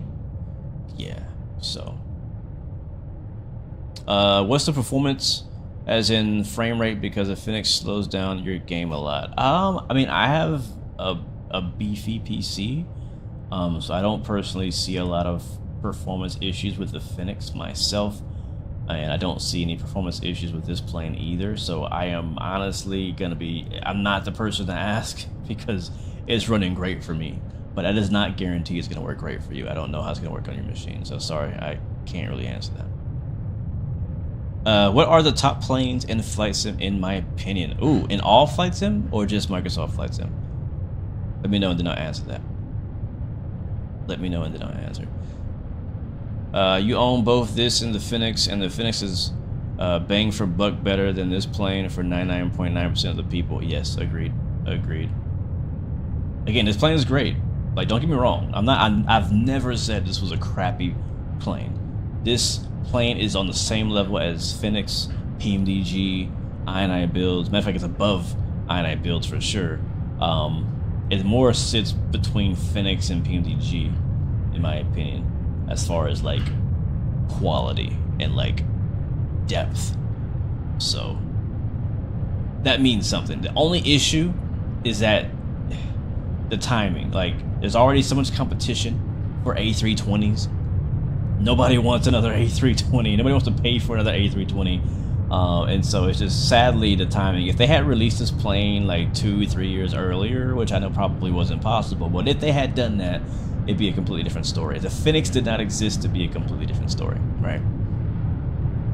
Just Flight released a video at INET Builds of the INI builds Beach Starship today. Yeah, I saw the video. I know I said earlier that I'm not interested in the plane, but it is impressive what they were able to do with the Starship. I can't deny that. It's impressive what they're doing with it, what they're able to do with it. Yeah, I just wish it was a different plane. That's all. Okay, so you said all flight sim. All right, so that's easy. So number one. Spirit Wings 116, Jacksonville Center. Expect the Stalker 4 arrival. Descent in about 20 minutes. Reach out if you want an early start. Copy. We'll expect the stock car arrival. Spirit Wings 116. All right, cool. Yeah. So number one. Spirit top Wings plane. 116, Roger. Expect the Stalker 4 arrival into Charlotte. Top plane all flight sim, I think, is still the Challenger 650. These are my opinion, right? My favorite top planes. Challenger 650 is number one, and that's on X-Plane 12. The next one is going to be the 777-200ER by Flight Factor. 100%. That's number two for me. That's also on X-Plane. And then we have,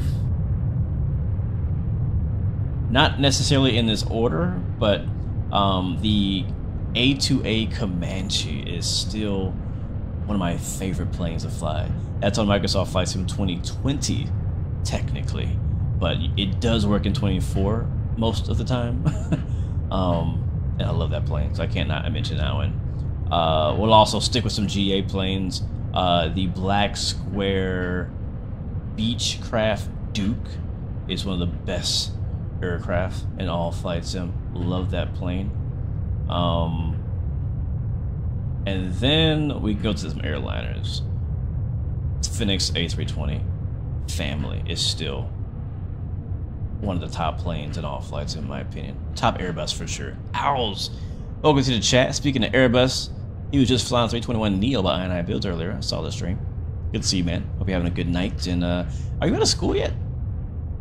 If you are, congrats, man, on getting through another year. And hopefully you have a good, fun, stream-filled summer. Yeah, so let's go back down the list. So we had Challenger 650. I'm talking about top planes in all flight sim. Challenger 650, Flight Factor 777, Comanche, 808 Comanche, Black Square, Beech Duke, Phoenix A320 family. It gets a little blurry after that. Let's see, who else would I put on this list? Man, top planes.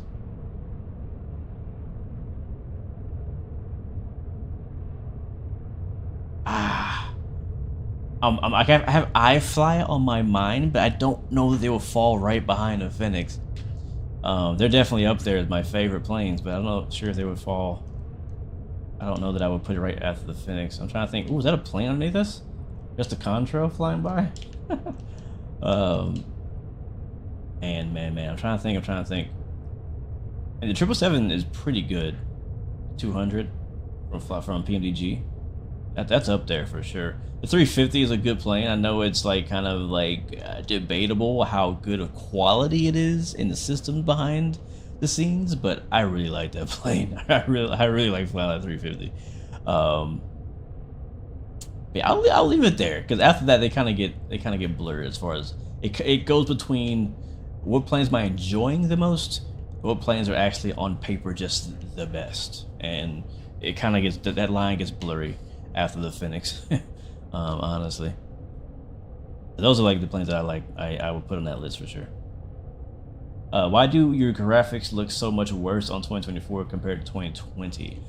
Do you have bad internet, maybe?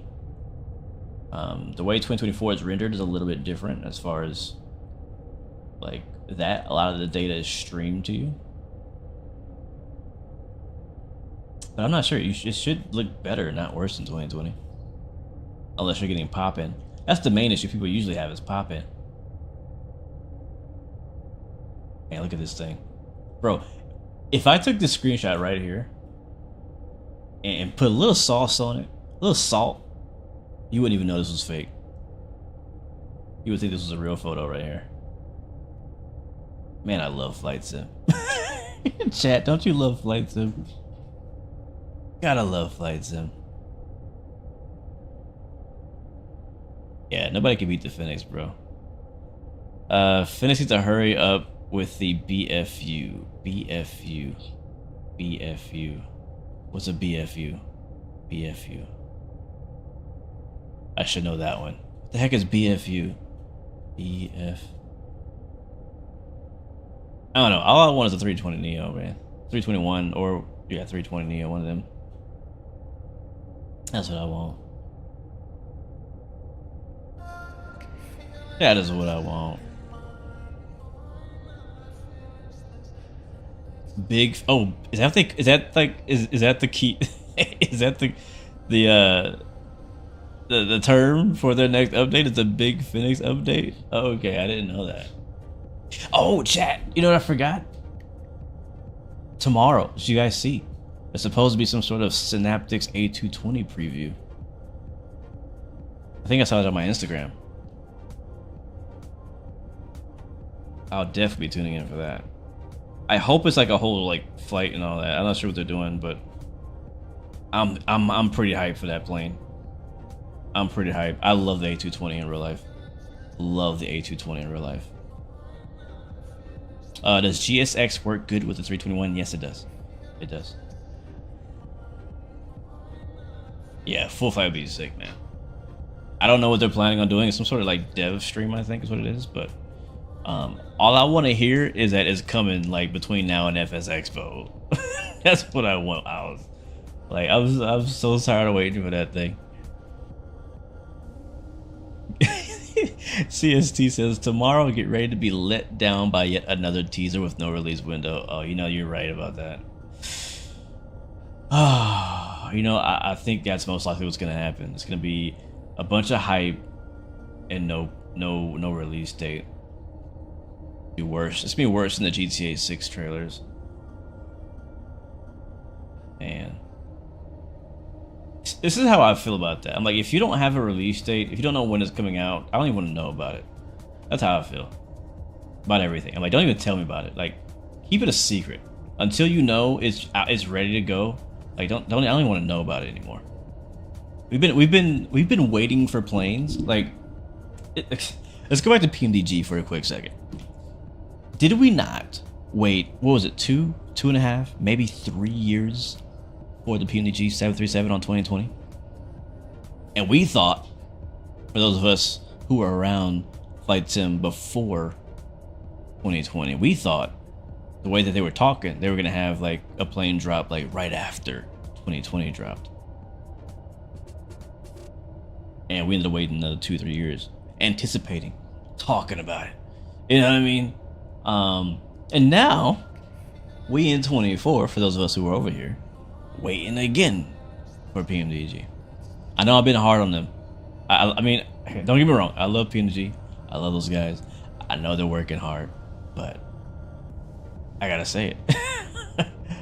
We gotta hold them accountable. We can't let them step on us, man. We can't let PMDG bully us, bro. We can't be paying $77 for every freaking plane. I want to throw that triggered me just now. That triggered me just now. I'm not gonna lie. I gotta bring it back. I gotta bring it back. I gotta bring it back. Turn music up.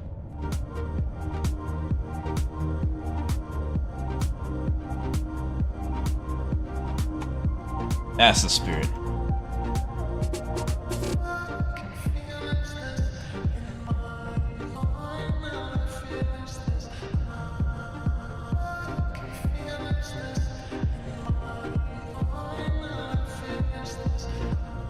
Whew, I feel better. I feel better.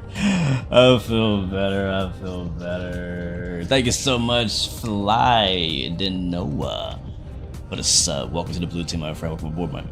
Welcome aboard. Welcome aboard. Hope you're having a great week so far. By the way, guys, tomorrow, as we do every Friday, we'll be back on DCS World once again. Most likely, I'm feeling like we're probably gonna fly the F-18 Hornet again. It's been a little minute since we've flown it. By a minute, it's been like 3 weeks.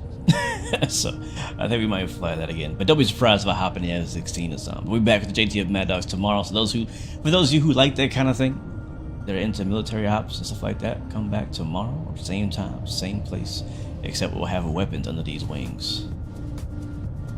Barbara Hubby, welcome to the stream. We are on the way to Charlotte, North Carolina, And we should be not too far out. He told us we'd probably get a descent in about 20 minutes. That was like 20 minutes ago.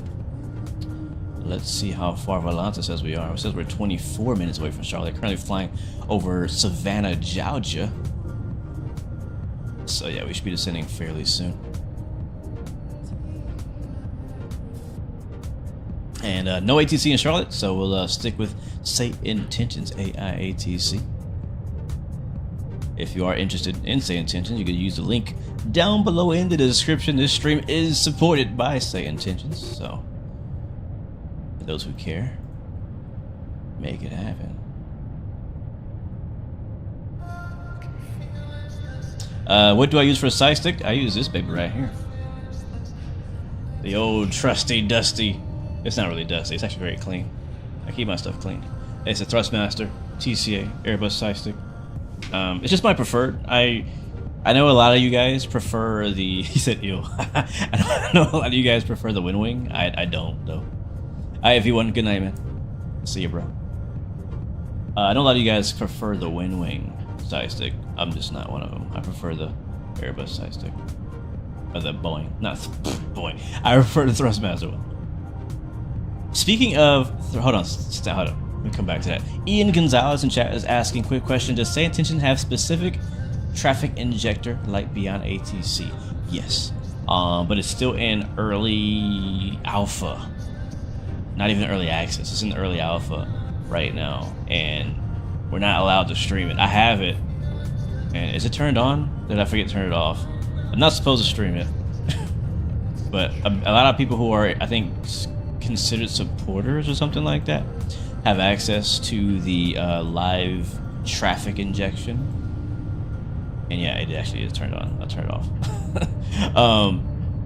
But it's not like a specific program. Like it's all built into the app.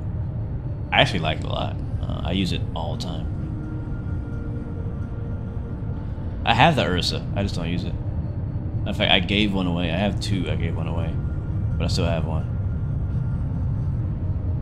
I just don't like how it's not stiff, but it's like the axis, like the Thrustmaster axis. Like this is the axis, like boom, boom, boom, right? The Thrustmaster axis is like this big. The Wind Wing axis is like this big, and so is it either gonna make you fly better than the other? Not really, but one, you just have less room to maneuver, so it's much smaller, tinier movements in the Wind Wing, which is fine, but it's just I like the larger movement of the Airbus, of the Thrustmaster one. Pay no attention to the top of the descent. Yeah, I probably should take a look. Let's go see. Let's go see. Did we miss it already? It's your boy Elijah. Welcome to the stream. Yes, we are on VATSIM right now, and uh-oh.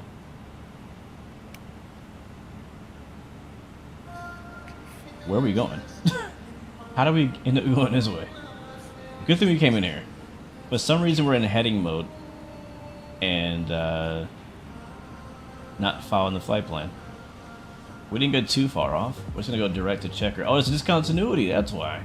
Where'd that come from? That wasn't there earlier. Alright, direct checker. Insert. There we go. Alright, we're back on course. I don't know why or how that happened. Alright, we're on nav mode. Good. Alright, we're good. We do have a top descent marker that we did not miss. So we're good. We good. The dampening doesn't even work on the pitch for you. Came broken. Wow. I know that Element, the guy who's flying with us right now behind us, he has just got the Wind Wing as well. He actually loves it, and he likes the haptic feedback it has too, because it has like a vibration that it does. So you don't hear a lot of people talk about that part, but he likes it. Don't I have the AB9? Yes, I do. Now, if we're being honest, TCA and Wind Wing are low-quality pieces of crap. Are low-quality pieces of crap. The good ones are just more pricey. You're not wrong. I mean, I wouldn't call it crap though. I mean, I've been using it for a while. It does okay. But yeah, it is on the cheaper side for sure compared to the $500 joystick bases out there.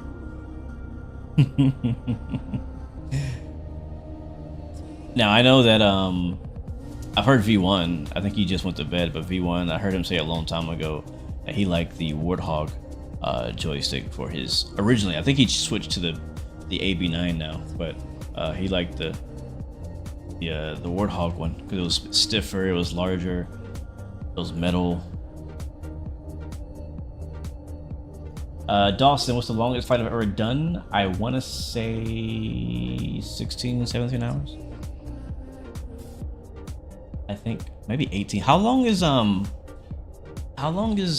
Atlanta to Johannesburg and back? That's a pretty long flight. Let me see. I did that one a little while ago. I think I recorded that one. I haven't posted it yet. Matter of fact, I'll let you guys look it up. I can't look it up. I think it's like 16, 17 hours. The miner is 100 times better than this Thrustmaster stick. See, we're all split on this thing. We're all split on this issue. Some people think it feels like crap. Some people hate it. Some people love it. You know, again, I don't hate either. I just don't prefer the Wind Wing. Why don't I use the AB9? So it's just too big at the end of the day. It's just too big. I have the the Next Level Racing chair, but the panels on the side, and Spirit Wings 116, descend via Stalker 4 into Charlotte. Descend via Stalker 4 into Charlotte. Spirit Wings 116. Alright, I'm gonna set our bottom altitude. But yeah, it's just too big. It's massive. Like if I were, you can't see it. Actually, you can't. So you see, my joystick. So I'm gonna imagine with me that this is the Moza AB9. Spirit Wings 116, descend and maintain 4,000. Turn left, heading 005 vectors for the ILS runway 36 right approach. I don't want vectors though. I don't trust their vectors. Unable. That's what I'm saying. Unable. Oh crap. I'm clumsy sometimes. Yeah. Alright. So imagine with me. So my joystick.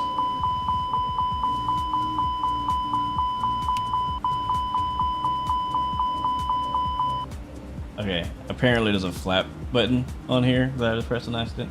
Alright. So imagine that this is the Moza force feedback base, and now I'm getting text messages. Oh no. Okay, basically it's too big. I'll be right back. My wife is calling help with the baby. I'll be back before the sim. In fact, I'm gonna go ahead and start it now, and it'll do its thing before we get there. I think. Yeah. Alright. BRB.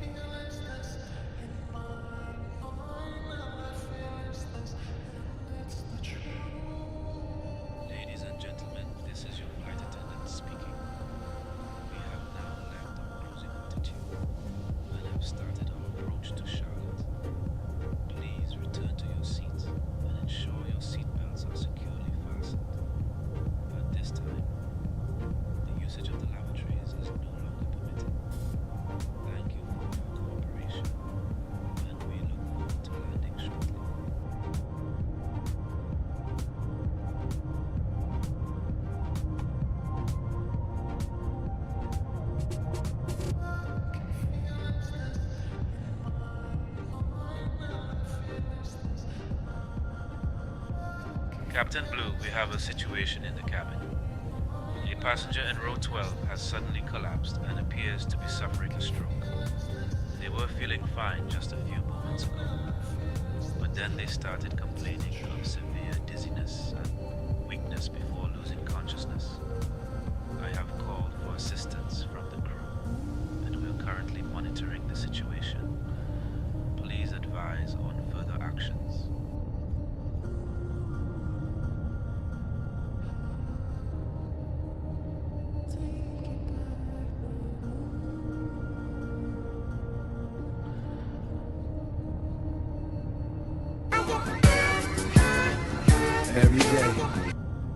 AJ Fernari donated $3 through Super Chat. Raid the booze. Bad feeling about this flight.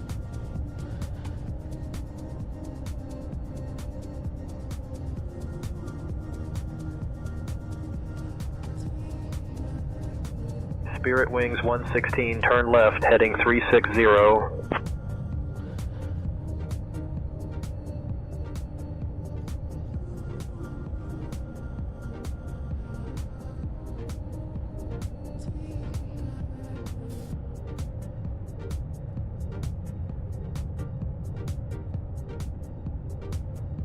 Spirit Wings 116, contact Jacksonville Center on 132.475.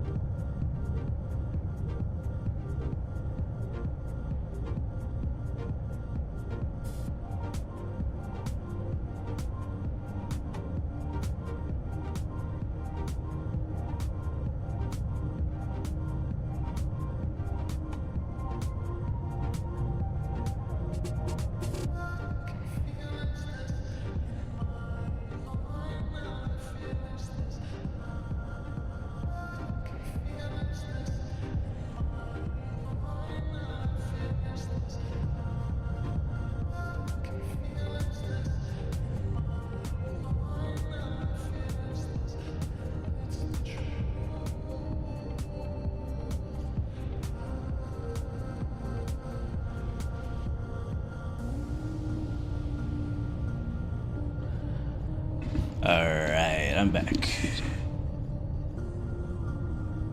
Atlanta to Johannesburg is 15.5 hours. Gotcha. I think I did something longer than that, because I know I flew from somewhere to Melbourne, Australia. Something like that. Anyways, let's check on our flight, make sure we're not dying. Alright, we're at 30,000 feet. We're going to go to manage speed mode. We are descending for 4,000. And I think everything is okay for now. Yep, we're in the window. Cool, cool, cool. Cool, cool, cool. Now we go to AFB and we can do our landing stuff. I don't know if it's really necessary. Definitely important in real life, but I'm not sure how necessary it is in the sim. They were landing 3-6. The right? Center? I don't remember. Let's find out. Let's go ahead and brief our arrival, actually, now that I think about it. AJ Fernari, thank you for the donation, man. Appreciate you, bro. Raid the booze. Bad feeling about this flight. Spirit Wings 116, turn left, heading 350. Unable. What are we doing right now? We're doing, yeah, it's trying to vector me. I don't want to vectors. I just want to land. I want to do the whole arrival. I had planned, so we're gonna ignore. We might even.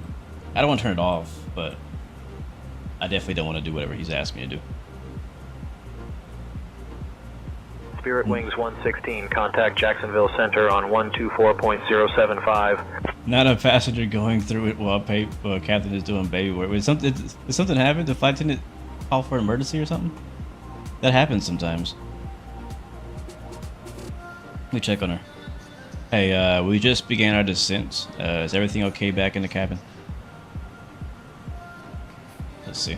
Maybe I missed something while I was gone. Everything is going smoothly in the cabin, Captain. Passengers are settling in for the descent. I'll keep an eye on things back here. Yeah, he said everything's good, so we're good to go. This is your flight attendant, Tyrone speaking. He said we're good to go. We have just begun our descent. He's kind of quiet. Please ensure your seat belts are fastened and your seat backs are in the upright position. Thank you for your cooperation. Captain said he's gonna take over.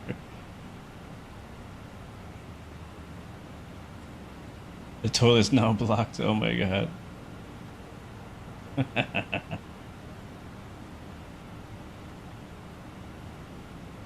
Did he really say a passenger was just suffering from a stroke?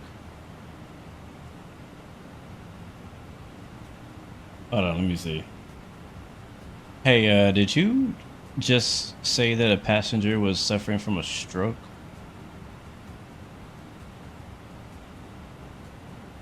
Yes, Captain.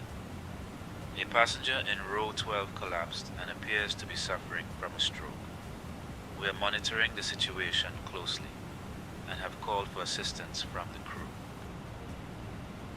Ladies and gentlemen, we are currently experiencing a medical situation in the cabin. Please remain calm as our crew attends to the matter. Thank you for your understanding. What? Y'all weren't kidding.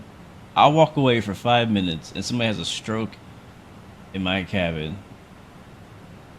Now there's a sheet over him. Oh, that's so harshly real. Like, that's how it happens in real life. What's up, Eli? Welcome to the stream. All right, well, we make an announcement here.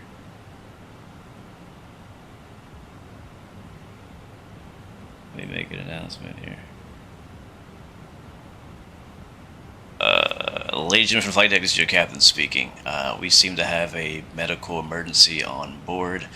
Spirit Wings 116, turn left, heading 340. Nothing to worry about though. Everybody has everything taken care of, but we just asked if there's any medical personnel or EMS. Every day. AJ Fernari donated $3 through Super Chat. Blue killing packs by flying the whole approach.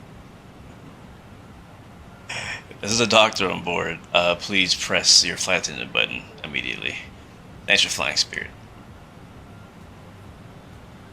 Yeah. I'm killing passengers by flying the whole approach. A stroke. That's pretty serious. That's pretty serious. We should probably tell ATC about that. Let me tell them. Approach Spirit Wings 116. We seem to have a medical emergency on board. Can we get vectors direct for the airport?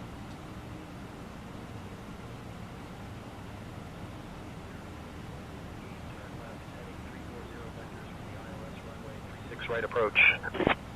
It's at 340. All right, turn left heading 340 vectors for the ILS approach 36 right. Spirit Wings 116. Thank you.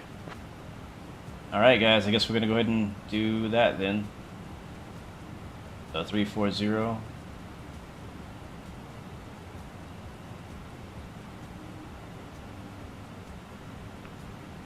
Oops, wrong button.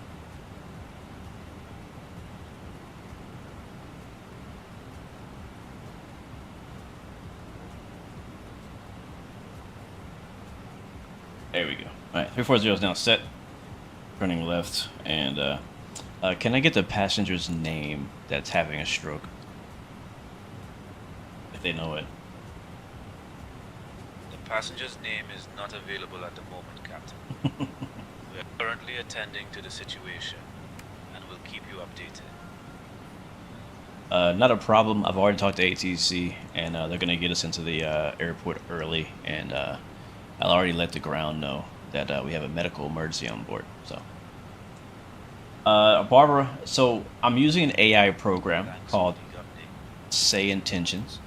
Say Intentions is not just AI ATC.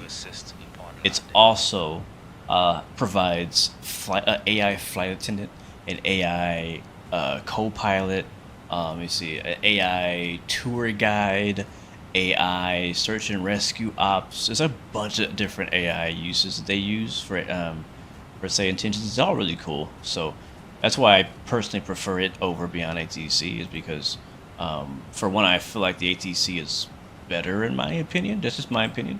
But also because it is so much more than just ATC as well. Yeah. They even have a AI mentor as well. I've never used it, but apparently they can kind of like mentor you on how you're flying and things like that. And one of their more recent features that they're working on right now and working on improving is Spirit Wings 116, contact Jacksonville Center on 133.4. That's very loud. Or Jacksonville Center 133.4, Spirit Wings 116. 1334.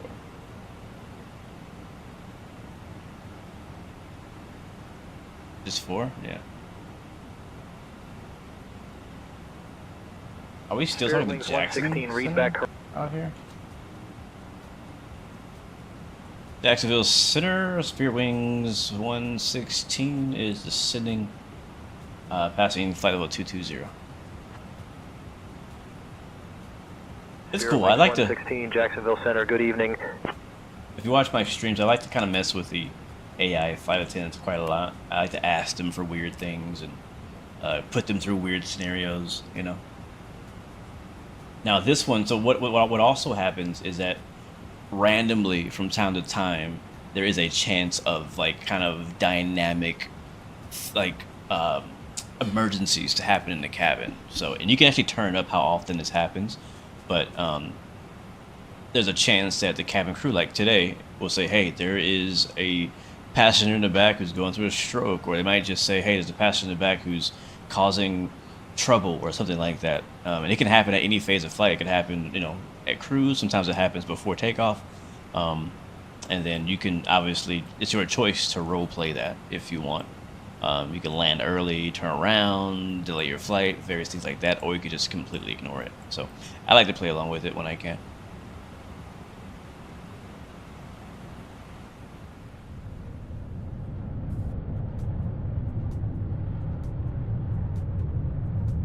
I mean, I think stroke. This is 7 Delta Tango. We are already past proven. Would you divert for a stroke?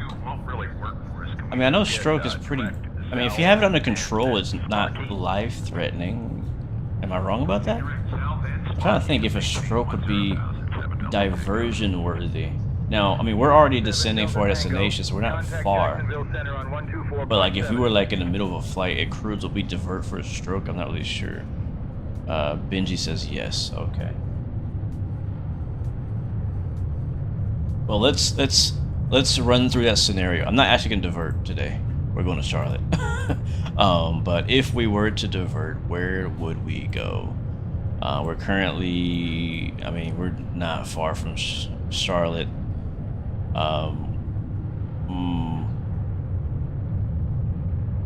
I mean, at this point, I feel like it would make more sense to just go to Charlotte. It would take longer for me to program a different airport than to just go to Charlotte because we're just that close.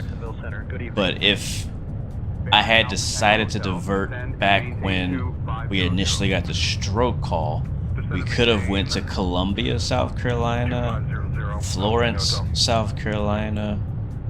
Those are two airports I think have large enough airports to take us. We're kind of in the middle of nowhere in South Carolina right now. Those are a couple places that could probably take us. I know that in real life, there's a lot of factors that come into play when they decide where to divert and why. And it's not just the closest airport.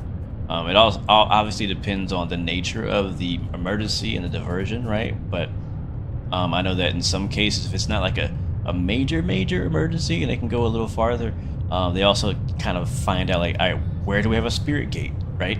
You know, like what's the closest airport that has a Spirit gate, or what's the closest airport that actually has, you know, a hospital that can handle this, or where can we get Spirit agents on the ground fast enough? You know what I mean? Because like, it's Spirit's job to handle the emergency, nobody else.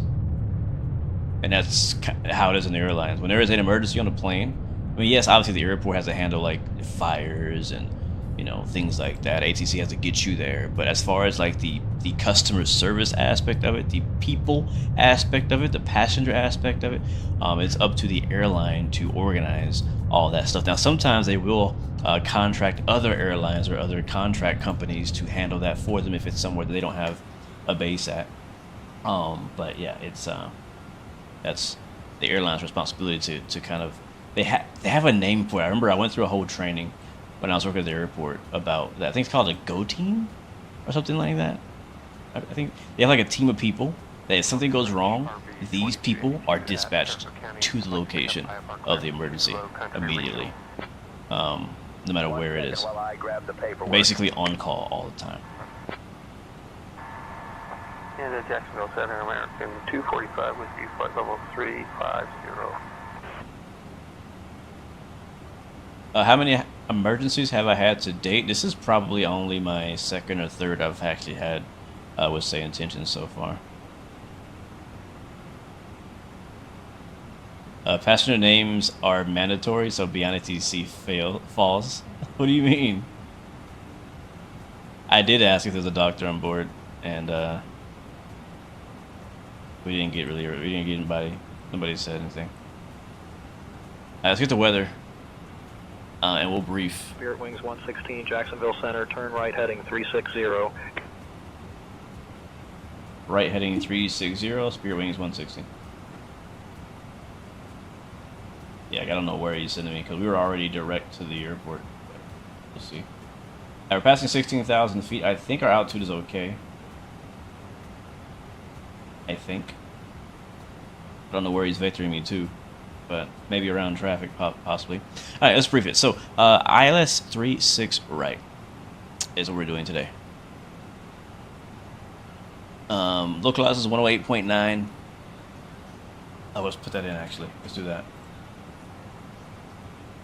Yep, I'm remembering perf, next phase, approach, clear that out. So the weather in Charlotte, North Carolina today for our emergency medical landing is going to be winds calm, 10 miles visibility, broken at 1800, broken at 12,000.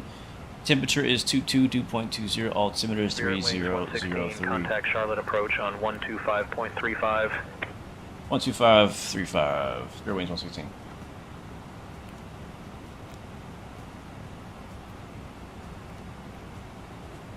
Uh, 12535. Yeah.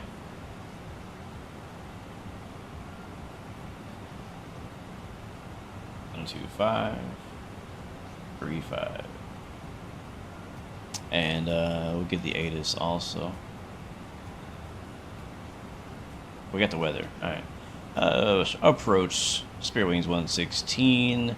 Descending past 15,000. We have the weather.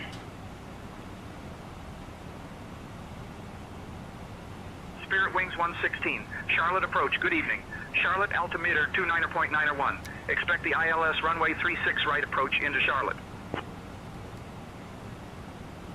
Alright, well, let's put the ILS 36 right in Charlotte and altimeter 29999. A little off from what we had United from... 604, climb and maintain flight level 310. That's okay. Flight level 310, United 604. Plane guy says divert. Alright, no icing up here, hopefully. Okay, back to a briefing. 108.9 is localizer. Decision height is 827. Arrow, 827.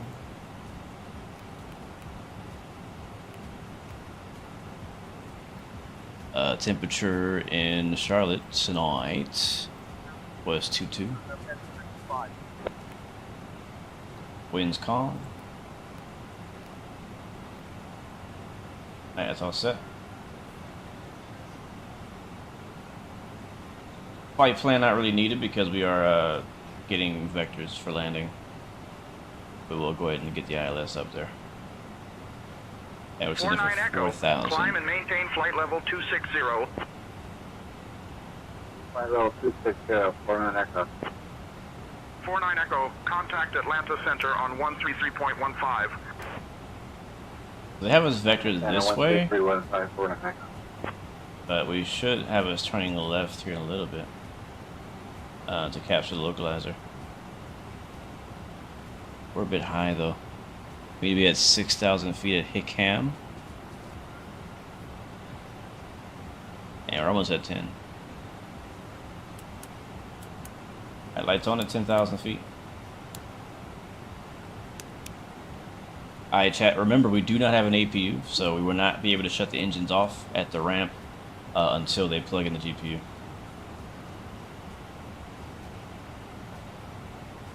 Keep that in mind. I think we're good on our descent, right? 049. Climb and maintain flight level 250. Right down 250 knots. 250 or Wolf Air 049. Spirit Wings 116. Proceed direct SIG-2. Descend and maintain 3000 until established on the localizer. Cleared for the ILS runway 36 right approach. Clear direct SIG-2, clear for the ILS 36 right approach. Spirit Wings 116. We have that? We should have that.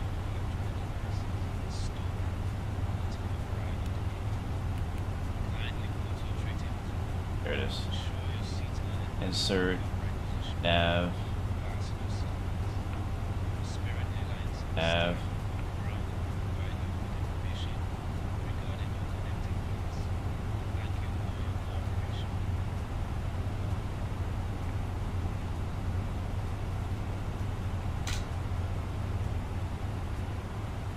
Alright, it should capture that here in a bit. Alright, so we're on a descent path again.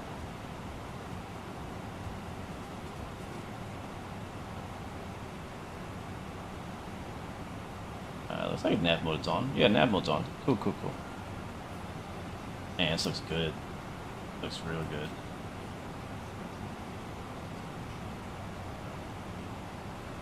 Alright, ATC's helping us out.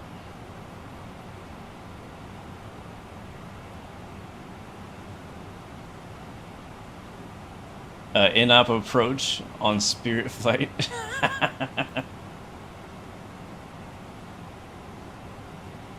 No, we don't have that. We have in-op APU, but not approach. Approach works. Oh. You gotta pay extra for that, though. Is there weather radar? 5 Charlie Hotel, contact Charlotte Tower on 118.1. I don't remember.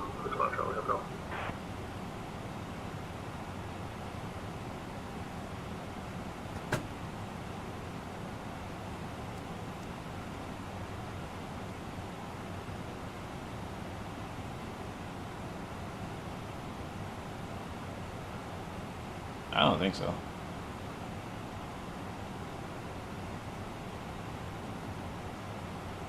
I don't think so.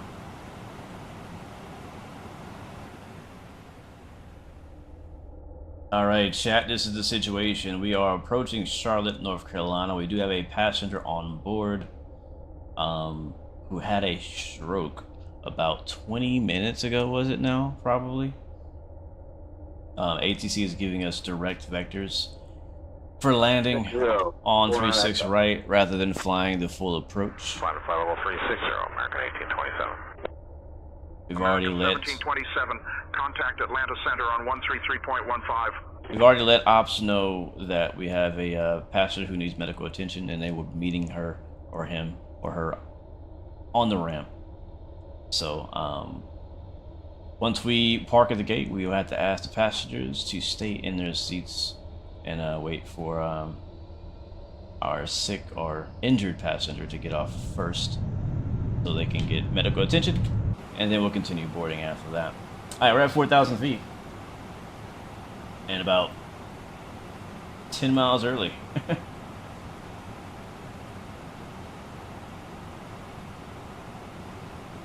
Chat, have you guys ever been on a flight where there was an emergency, medical emergency before? And what happened? Traffic not in sight. I'll tell you a story. Catbird 104. I was flying from Puerto Rico one time. Catbird 104, contact Charlotte over the Caribbean water, about mid-flight, and we got a announcement on the intercom saying, "Is there a doctor on board?" It freaked me out. Like, I know I wasn't injured, but still, like, it freaked me out. I was like, oh no, like, something might be going down on this plane right now, and like, we might have to divert. And I don't know what happens next after that. Maybe that's a little selfish for me to think, but I was thinking it. I was like, man, if there's a medical emergency that's bad enough, they're going to make us land somewhere like in the Dominican Republic or Cuba. I don't know. Or some random island somewhere. And I'm never going to get home. Like, how do they situate? I don't know. So, Delta 5959. I never found out what actually happened, because they never tell you. But we did end up continuing our flight all the way to our destination, and I guess they got whatever happened taken care of. Micro Symphonic is in the house. Welcome to the stream, man. Good to see you. I heard you guys had some fun with some emergencies and say intentions yesterday too. 12509. That was not Chase plane. That was good old manual cinematic camera on the drone. Oh crap, we need, we might have Spirit missed. Wings 116, contact Charlotte Tower on 118.1. Or the tower, 18.1, Spirit Wings 116. Hold on. Hold on, we might have missed, we missed the approach. Oh, we gotta recover, hold on, we gotta recover. We're high. Alright, lights on, all that. Yeah. Alright guys, we're landing. American We're gonna try to. contact Charlotte Tower on 118.1. We are on a 10-mile final. And that was an accident, but I'll take it. That's coming down. I controls.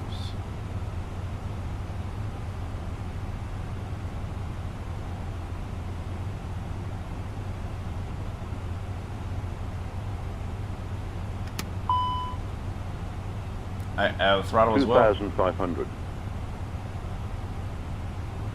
We're chasing localizer, or glide slope and localizer at the moment. My controls. 2,000. Charlotte Tower, Spirit Wings 116 is on the ILS 36 right.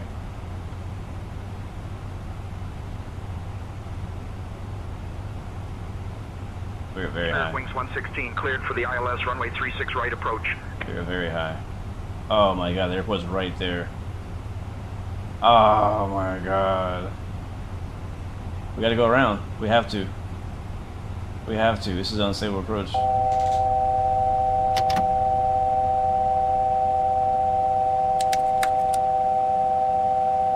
Charlotte Tower. Airways 116 is going around.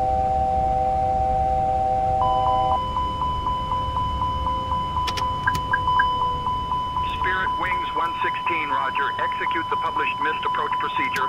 Climb and maintain 3,000 feet. We execute missed clown 3,000 feet. Here is 116. I screwed that up. I screwed that up pretty bad.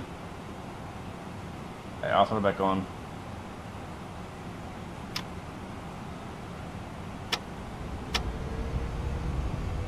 Flaps are already up. Gear is already up.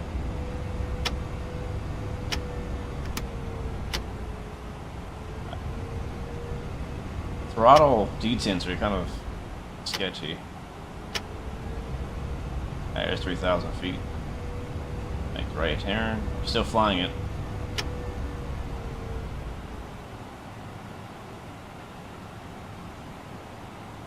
I'm sorry, whoever has a stroke. I feel bad. If there was ever a time I needed to land the plane, it was now. Medical emergency on board. That is Wings 116, contact Charlotte Tower on 118.1. That is extend the flight. I just extended the flight. Come on, my throttle is not.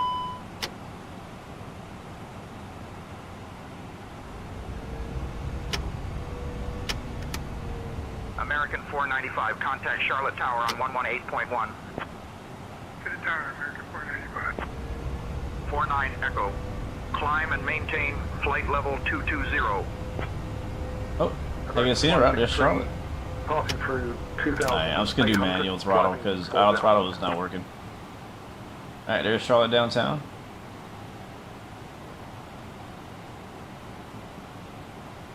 That's the thing about go-arounds, is that I feel like every time I go around, I legit get the scenic view of the city.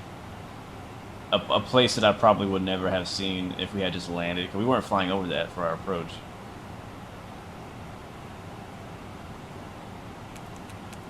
Alright, I was going to manage my speed myself, still flying by hand. It's a good chance because, I mean, we've been flying with the autopilot off flight, so it's nice to kind of like feel the flight model and stuff of the aircraft, and it feels good.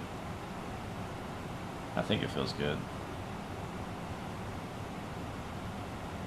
Alright, about 240 knots, 3,000 feet, basically on a right downwind now. Give us 1 notch of flaps, and we'll stay with 1 notch in the pattern.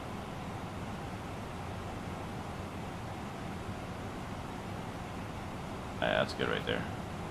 Alright, hold that altitude. And hold that speed.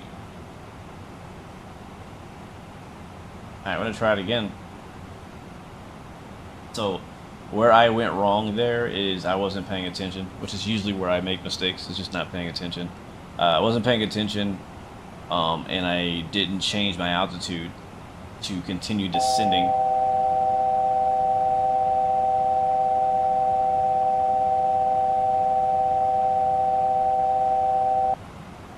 Down to 3,000 feet, and so we tried to chase it down, but we were way too high. Contact Charlotte Tower. That snowballed into a bunch of other issues with like not catching the localizer as well, and it just all turned bad after that.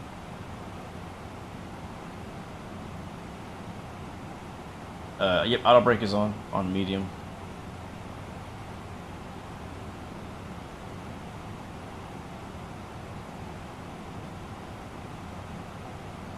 We'll shoot the approach again.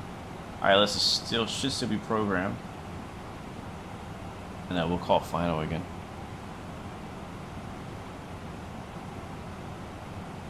No, yeah, I did have the speed brakes up too because we gained a bunch of speed descending, which again, all my fault. All my fault. Alright, we do have traffic.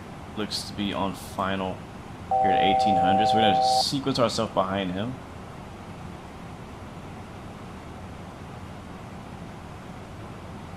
Good deal. 1,000. 4,000. Correct message. Up to 200, correct flying, more than that. Cloud's not helping. 49 Echo, climb and maintain flight level 210.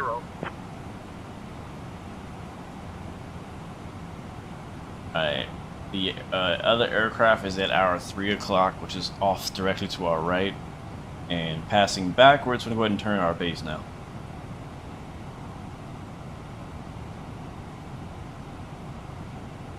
$1,000. And try to hold this altitude, add some power.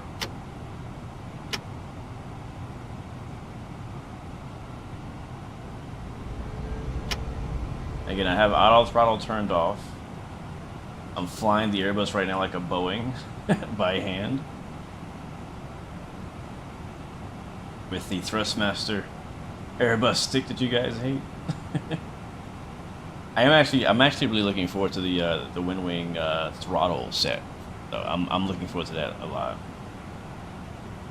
I'm looking forward to using that one and retiring my Thrustmaster set.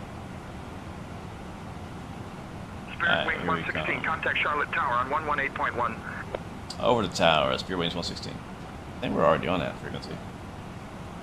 Oh, no, we're not. Thought we were.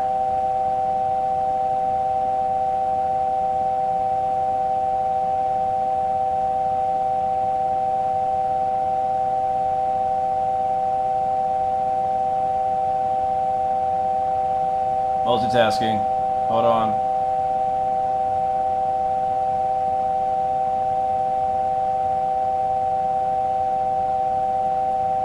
Sorry. Oh my god, again? Okay, there you go. Charlotte Tower, Spirit Wings 116 on the ILS 36, right? Technically we're on a visual right now, but that's none of his business. Spirit Wings 116, Charlotte Tower, wind 05 at 5. Runway 36 right. You're clear to 5-5. Clear to land. 36 right, clear to land. Spirit Wings 116. Thanks, y'all.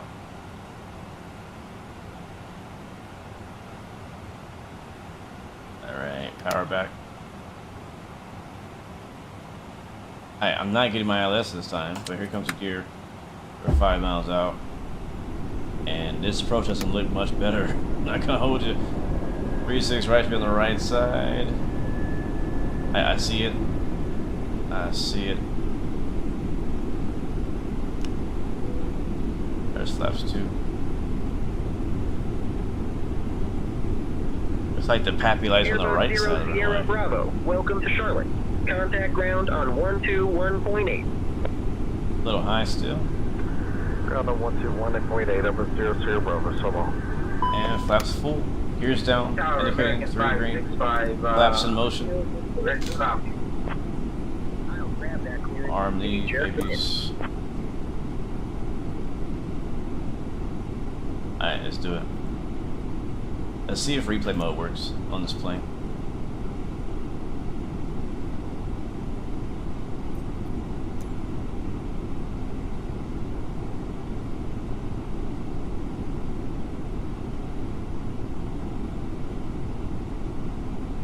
Alright, chat, drop in your landing rate predictions. American 752, clear K6 right on Alpha, Charlotte. Basically, idle throttle right now as we send down at a little bit of high speed. There's 1 red, 1, 2. Tango Hotel, contact departure. There's 2 reds. Level out. Contacting Charlotte departure. Vision up Tango Hotel. 300. Keep the speed in. Vision Alpha Tango Hotel, contact departure. Good day. 300. American 1001, 200. contact departure.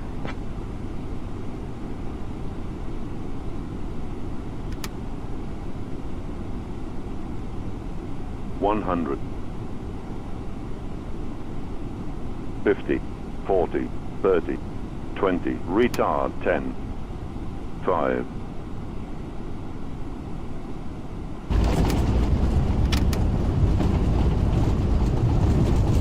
There's the reversers. Reverse the screen.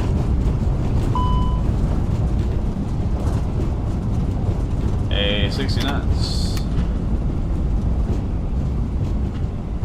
And you're braking. Spirit Wings 116, welcome to Charlotte. Contact ground on 121.8. Overground 121.8. Spirit Wings 116.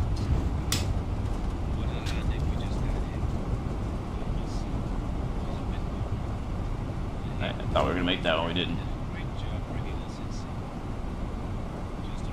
Get my ground chart. Let it roll out. Yeah, we'll let it roll out because the terminal's way over there.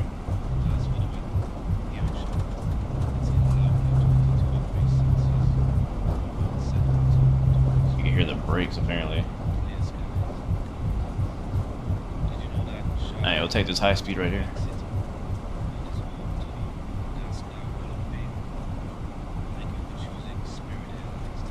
Alright, ladies and gentlemen, welcome to Charlotte, North Carolina.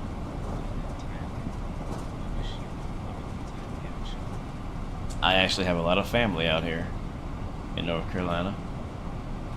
In fact, most of my family live in this part of the country. Charlotte, Virginia, Maryland, and we'll just park right here at Delta 12.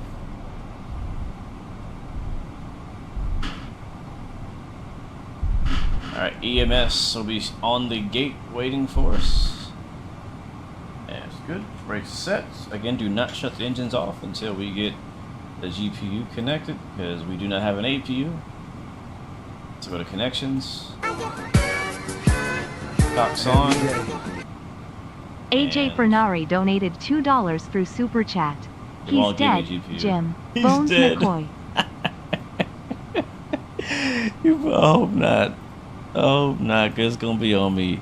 That go around is going to be a costly one if that passes. Is it named Jim? Did we name him? Or is it Bones McCoy? American 351, contact departure on 125.35. The air start unit is not gonna provide us what we need. Whatever, we're just gonna shut the engines off. They should change that on GSX and the plane. You should be able to get chocks. You should be able to get GPU with engines running. We're gonna lose all power. Yep, there it is. Y'all don't want to give me a GPU. Look what you did. Yep, there it is. Ground AC. And then we'll get the jet bridge here. Hopefully as well. Go to services. Services. Oh, maybe because the beacon's on? Requested boarding. Boarding requested. Delta 1828, welcome to Charlotte. Contact ground on 121.8. And we have extra power now. There we go. Doors open. Here comes the jet bridge. And hopefully Jim or McCoy, whatever his name is, will survive. For the rest of you guys, welcome to Charlotte. That was fun. I've always enjoyed flying this plane. I knew it needed a few tweaks and updates to kind of make it, you know, more of a fuller, finished, you know, less buggy experience. But I mean, outside of the GPU and GSX not working with engines running, everything I think went pretty good for me, and I'm actually looking forward to flying this plane again. Is it a replacement for Phoenix for me? Not really, but I mean, I did pay for it, and I gotta fly to get my money's worth. That's kind of how I feel. American 914, contact departure. At the end of the day, for those who are watching the stream, if you're like considering buying the FSLabs 321 versus the Phoenix, again, I have a whole video that I posted a few months ago that kind of really breaks it down really well. So watch that. But what I'll tell you right now is that if you already own the Phoenix A320 family, I do not think it's worth it to buy the FSLabs. It is not an upgrade. If you don't own any Airbus aircraft from Phoenix yet, and you're looking to get a high fidelity A320, A321 specifically, then I think go for it. Now that's if you can afford the $70, right? I still think it's more bang for your buck. It's more worth it to go for the Phoenix because you get the A319 and the 21, or you get the 321, 20 and 21. So I think it's more worth it for your money to go for Phoenix. But FSLabs is a good experience, and if you really like the simulation of the MEL list and things like that, like, you know, I think you enjoy it either way. It's just, it comes down to, do you want to spend $70 on it? My suggestion is get Phoenix. You'll get better quality for your money. But if you decide to get FSLabs, you'll also enjoy that too. So that's my thoughts on this particular plane. But guys, let's see if we can get a replay. We'll try. I don't know if it's gonna work. We'll try. I'm gonna stop that. I'm gonna save it, and I'm gonna see if I can get the engines running again for the replay. Panel states, load state. Let's do engines running. Confirm.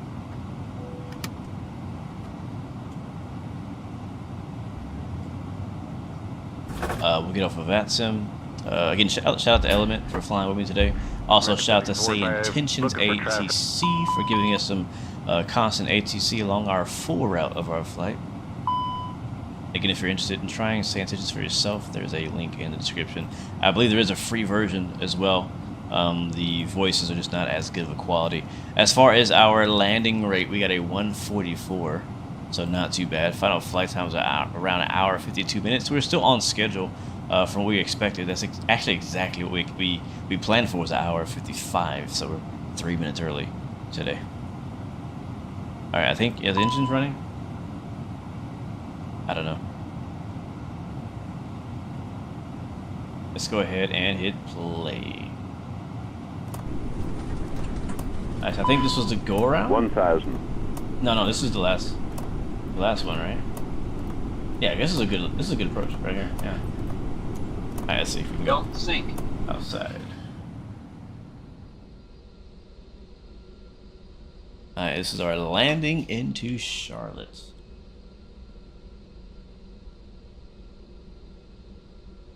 By the way, this airport is by FS Dream Team. I think it's the only Charlotte available for Microsoft 2020 and 24.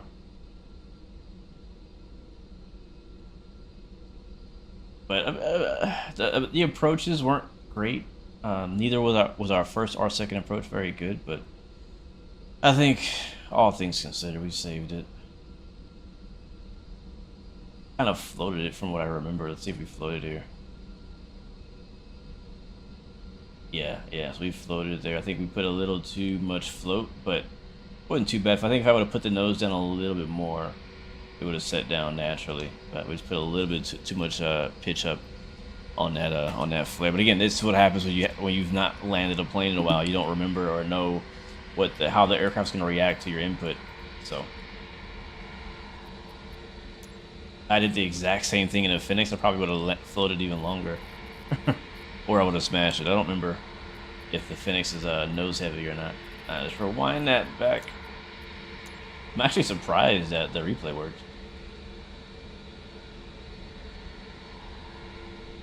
I'm gonna go from there. We're gonna do our fancy camera trick here. So we go to cameras.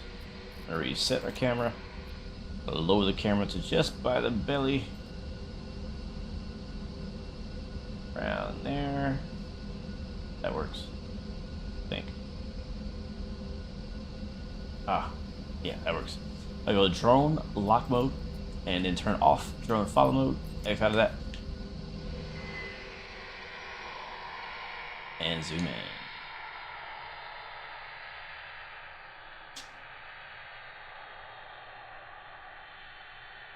Alright, now back into replay mode, and we'll rewind it back and watch our replay from the spotter cam. Nope, other way. Here we go. Alright, let's see how we did from this view. Didn't look too bad from the first angle, in my opinion. Didn't look too bad.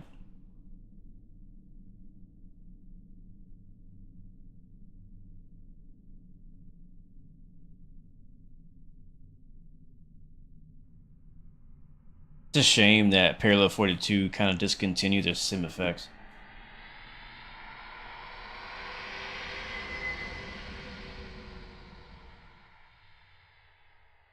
I really like the sim effects plugin for 2020, getting the wing vertices and tire smoke, the water effect, all that stuff was really cool from sim effects. I'm hoping they are able to bring that over some point in the future to 2024. Now I know a lot of those effects are now default, like the tire smoke is now default, and some of the other water effects and things like that are all. But the way that sim effects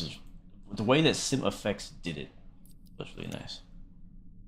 All right, one more time, chat, and then I gotta get out of here. Thank you, AJ Fenari, for hanging out with me today. Microsim Fanatic, thank you, man, for hanging out. Just got Run 8, loving it so far. Oh, that's amazing, bro. I'm glad you're liking it. CST says, FSLabs, I'll pass. Hey, you're good, bro. Hatchet C182, it works for both aircraft and GSX, but you have to have one engine shut down, just like real world. No, that's not true, Hatchet. That is not true, because we tried that at the beginning of the stream. We had we did an air start, so I only had the #1 engine on, and GSX refused to give us service, so I could not get a pushback. So yeah. Now, we didn't try the one engine thing, like you said, at the end of the flight. Maybe that could have worked for the FSLabs ground crew stuff, but yeah, sadly it didn't work for us today. It didn't work. Alright, play it back one last time as we ride out. Gonna find us something to play, music-wise. Gonna find us a track. Again, as I said, guys, we'll be live again tomorrow on DCS World for our Friday fighter jet streams. I'll either be flying the F-18 or the F-16. I have not yet decided. But we'll be back here, same time, same place as tonight. Except we'll be in a fighter jet with bombs under the wings and flying with the JTF Mad Dog. So if you're into that kind of thing, come through. If not, I'll catch you next week when we do some more flying. Hopefully get some train sim in next week. I didn't get a chance to do it this week, but I'm hoping to get some done next week. Had a really fun flight or drive in the train last week, so I want to do it again for sure. Alright, we'll just play whatever this song is. We'll play this. Well, guys, that's it for me. Y'all have an amazing night, and I hope to see you guys very, very soon. Have an amazing day, amazing week, amazing weekend. Thank you guys so much for watching. Remember, you got 3 choices. Keep up, give in, give it all you got. Peace, love, and God bless you. I will see you guys next time, next video. I'm out. See ya. Sheesh.